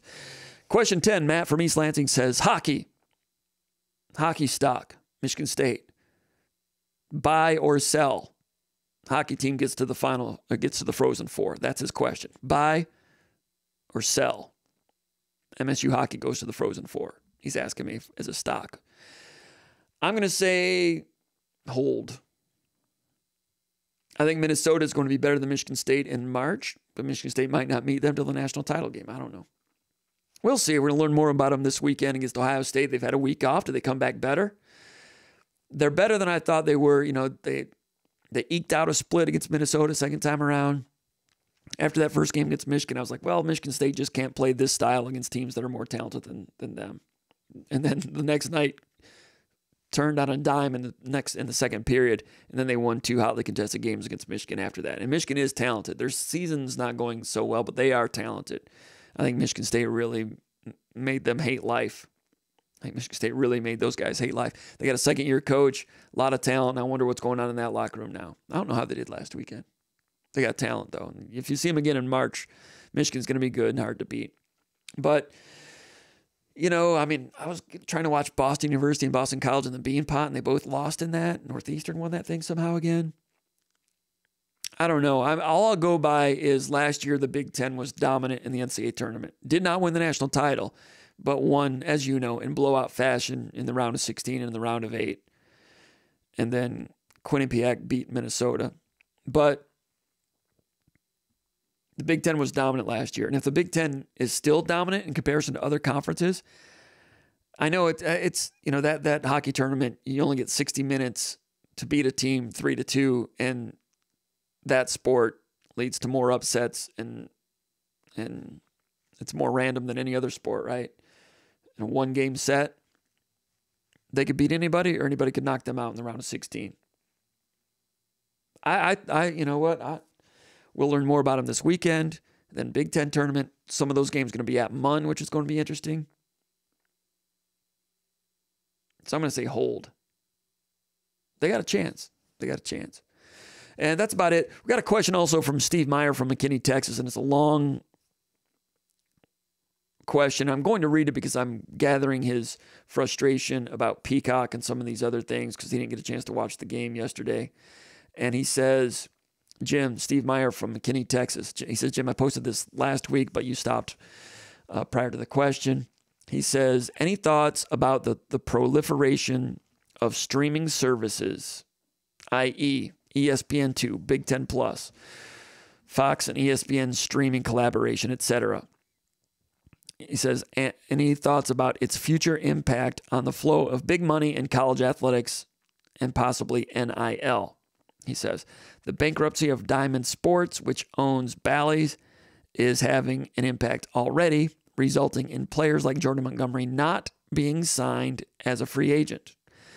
May be a bigger topic than can be covered during one session of SpartanMag Live, but all the big money flowing to college or pro sports may be on the precipice of starting to top out. In other words, he thinks the money might be running out. What's the future impact on NIL, coaches' salaries, etc.?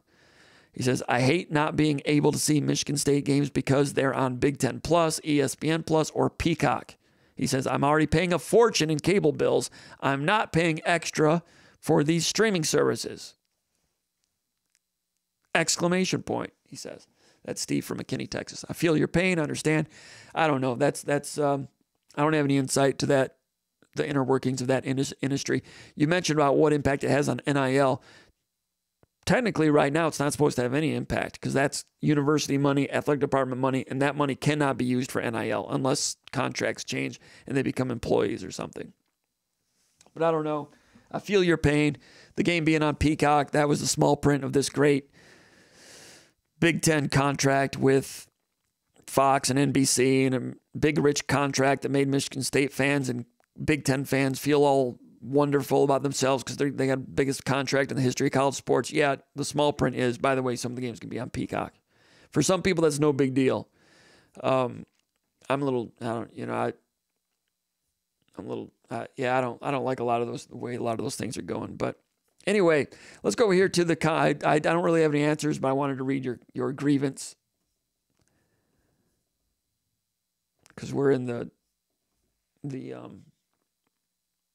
season of airing grievances. All right, let's go over here to the comments area. Dr. Terrence Gibson says, happy Wednesday, folks.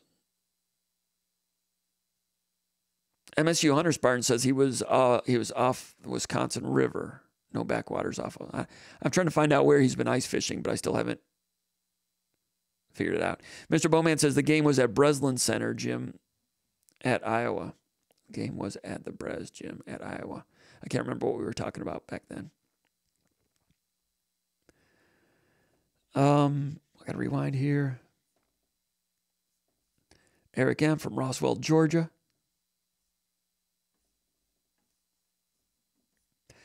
Matt Latham says, can't wait to see you. All right, we already said that one.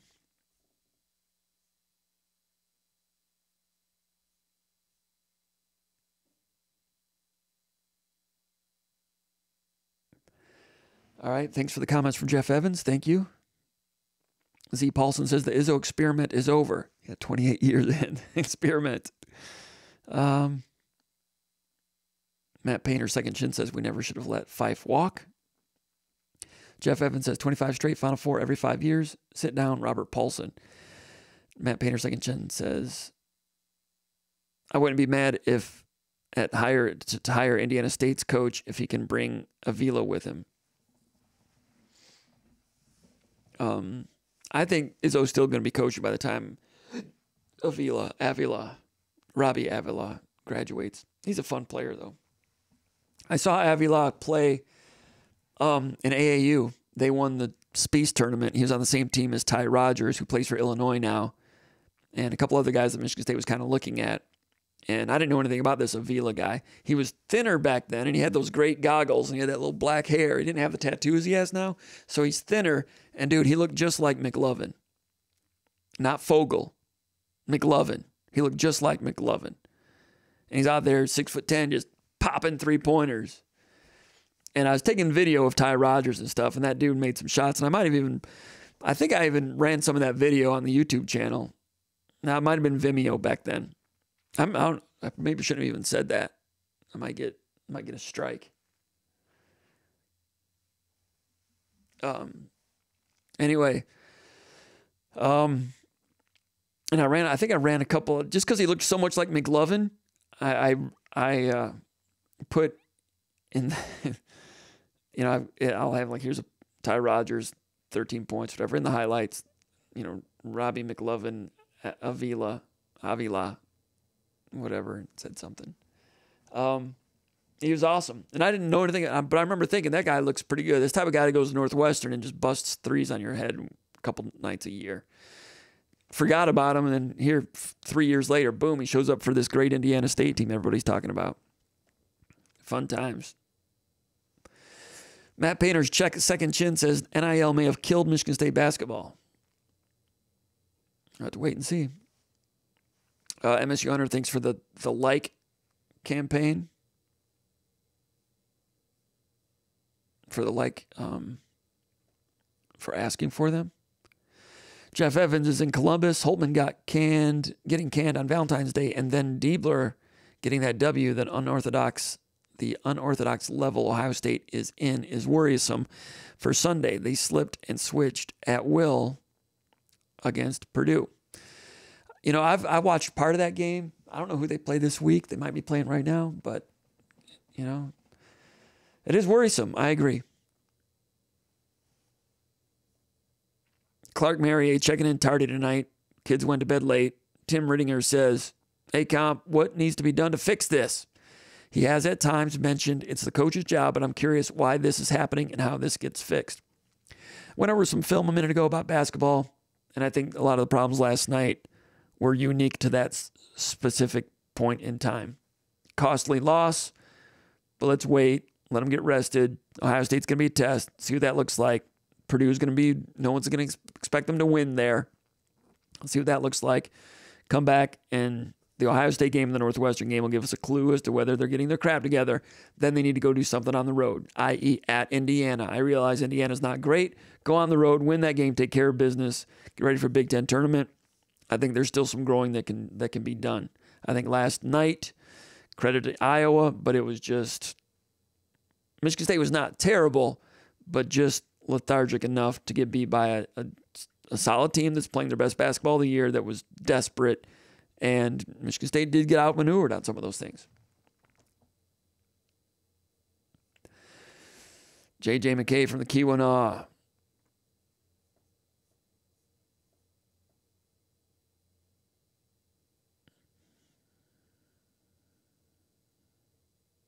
Okay, the LCA game was on BTN.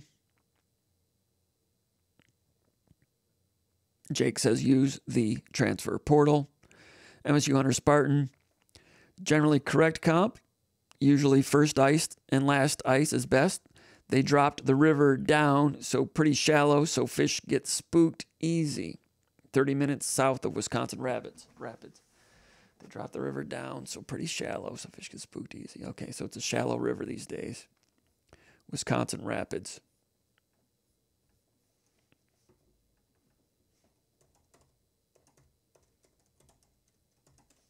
I gotta look that up. It's right in the middle, eh? That is...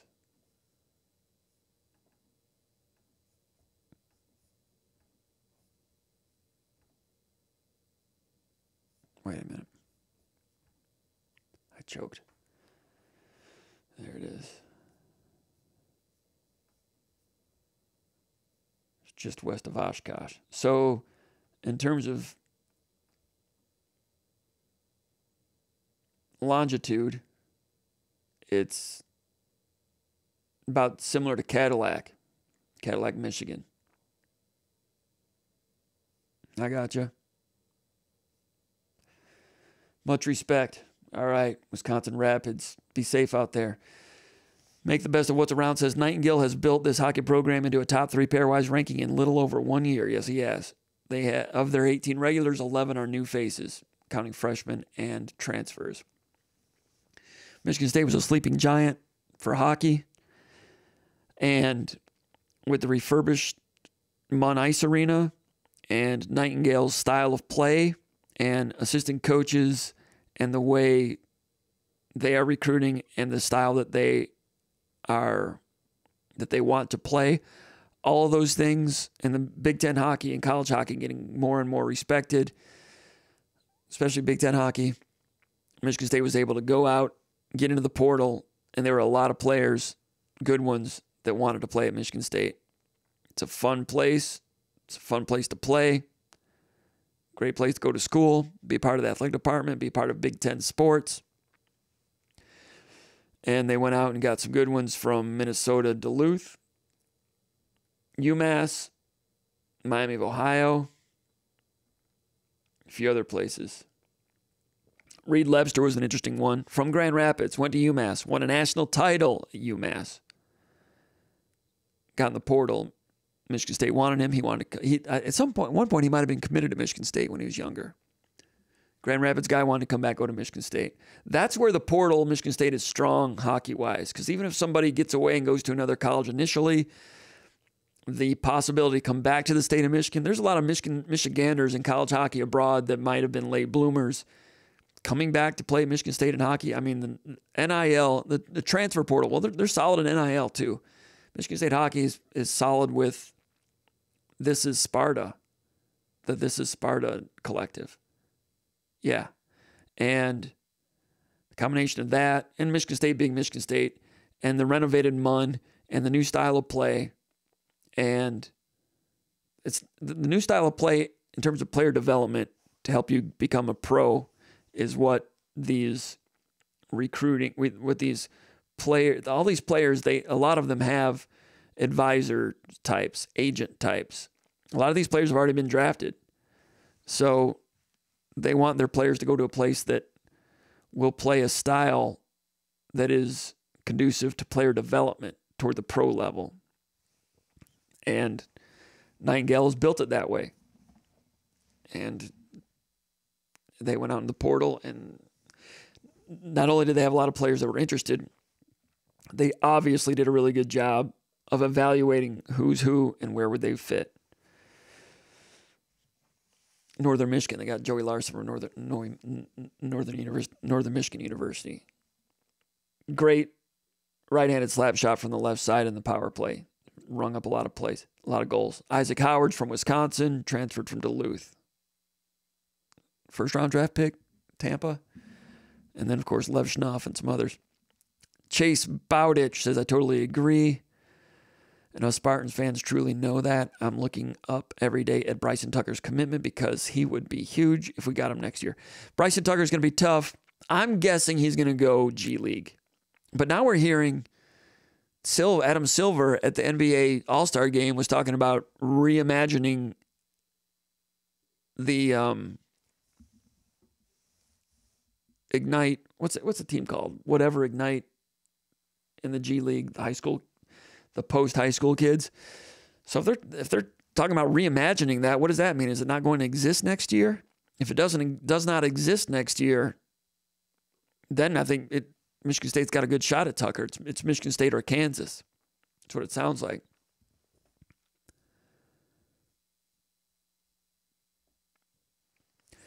$5 Tommy says, talk us off the ledge, comp. Is Izzo going to pull this together? Feels like the wheels might come off here down the stretch. It's possible they could come off down the stretch, but I think, for reasons I mentioned earlier, I think they're going to be all right. And I think they've got some good basketball ahead of them. We will see. JJ McKay says, good centers are quite rare. And that's true. You can go into the portal and try to find somebody. But just remember, 2 years ago when Julius Marble entered the portal, he suddenly was like among the top 5 portal centers in the country. And you know what Marble was? He was, like kind of a solid, functional journeyman center at Michigan State. He goes in the portal and he was like one of the top 5. Now, I realize there's going to be centers in the portal that are better than people realize, like Rink Mast at Nebraska. Nobody knew he was that good. So if you do a lot of heavy evaluation, you can probably find the type of guy that would fit well, provided that he's also the type of personality you want.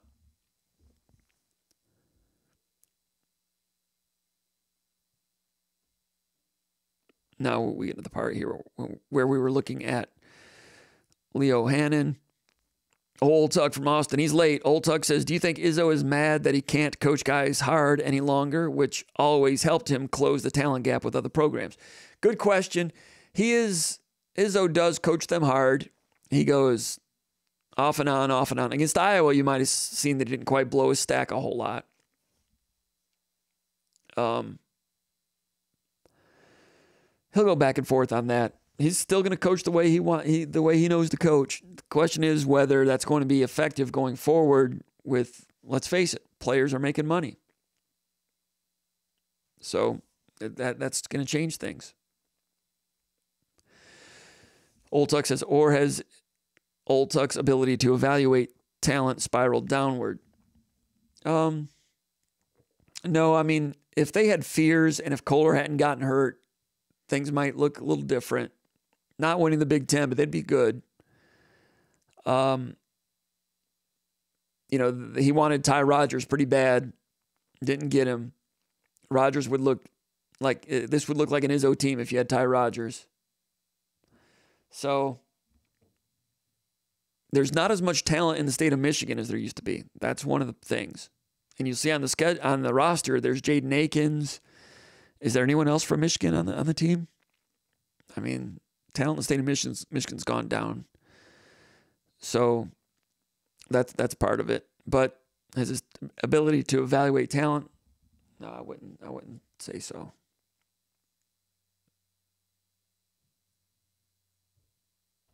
I mean, I don't know. What do we have here? All right. I think we're just going to roll through this and call it a night. Appreciate all the posts. Yeah, we're going to go ahead and wrap it up. I appreciate everybody posting. Sorry to Malcolm Jones Sr. trying to call. We couldn't take that call for some reason. Had a little bit of a foul up, technically. Not sure what's going on with the phone, but it didn't quite work. But thanks to everybody for checking in and coming and watching Spartan Mag Live and all the support. Hope you guys liked it. And go over to SpartanMag.com, become a Magger. $1 for a month. You will like it. We got some people that go over there that work real hard over there and do a great job. Noah Sprunger has been really good for us. Paul Konerdijk, Associate Editor, is outstanding. Jason Killip, Recruiting Anchors, great. Jake Laskawa, Intern Extraordinaire, outstanding. And the cast of thousands.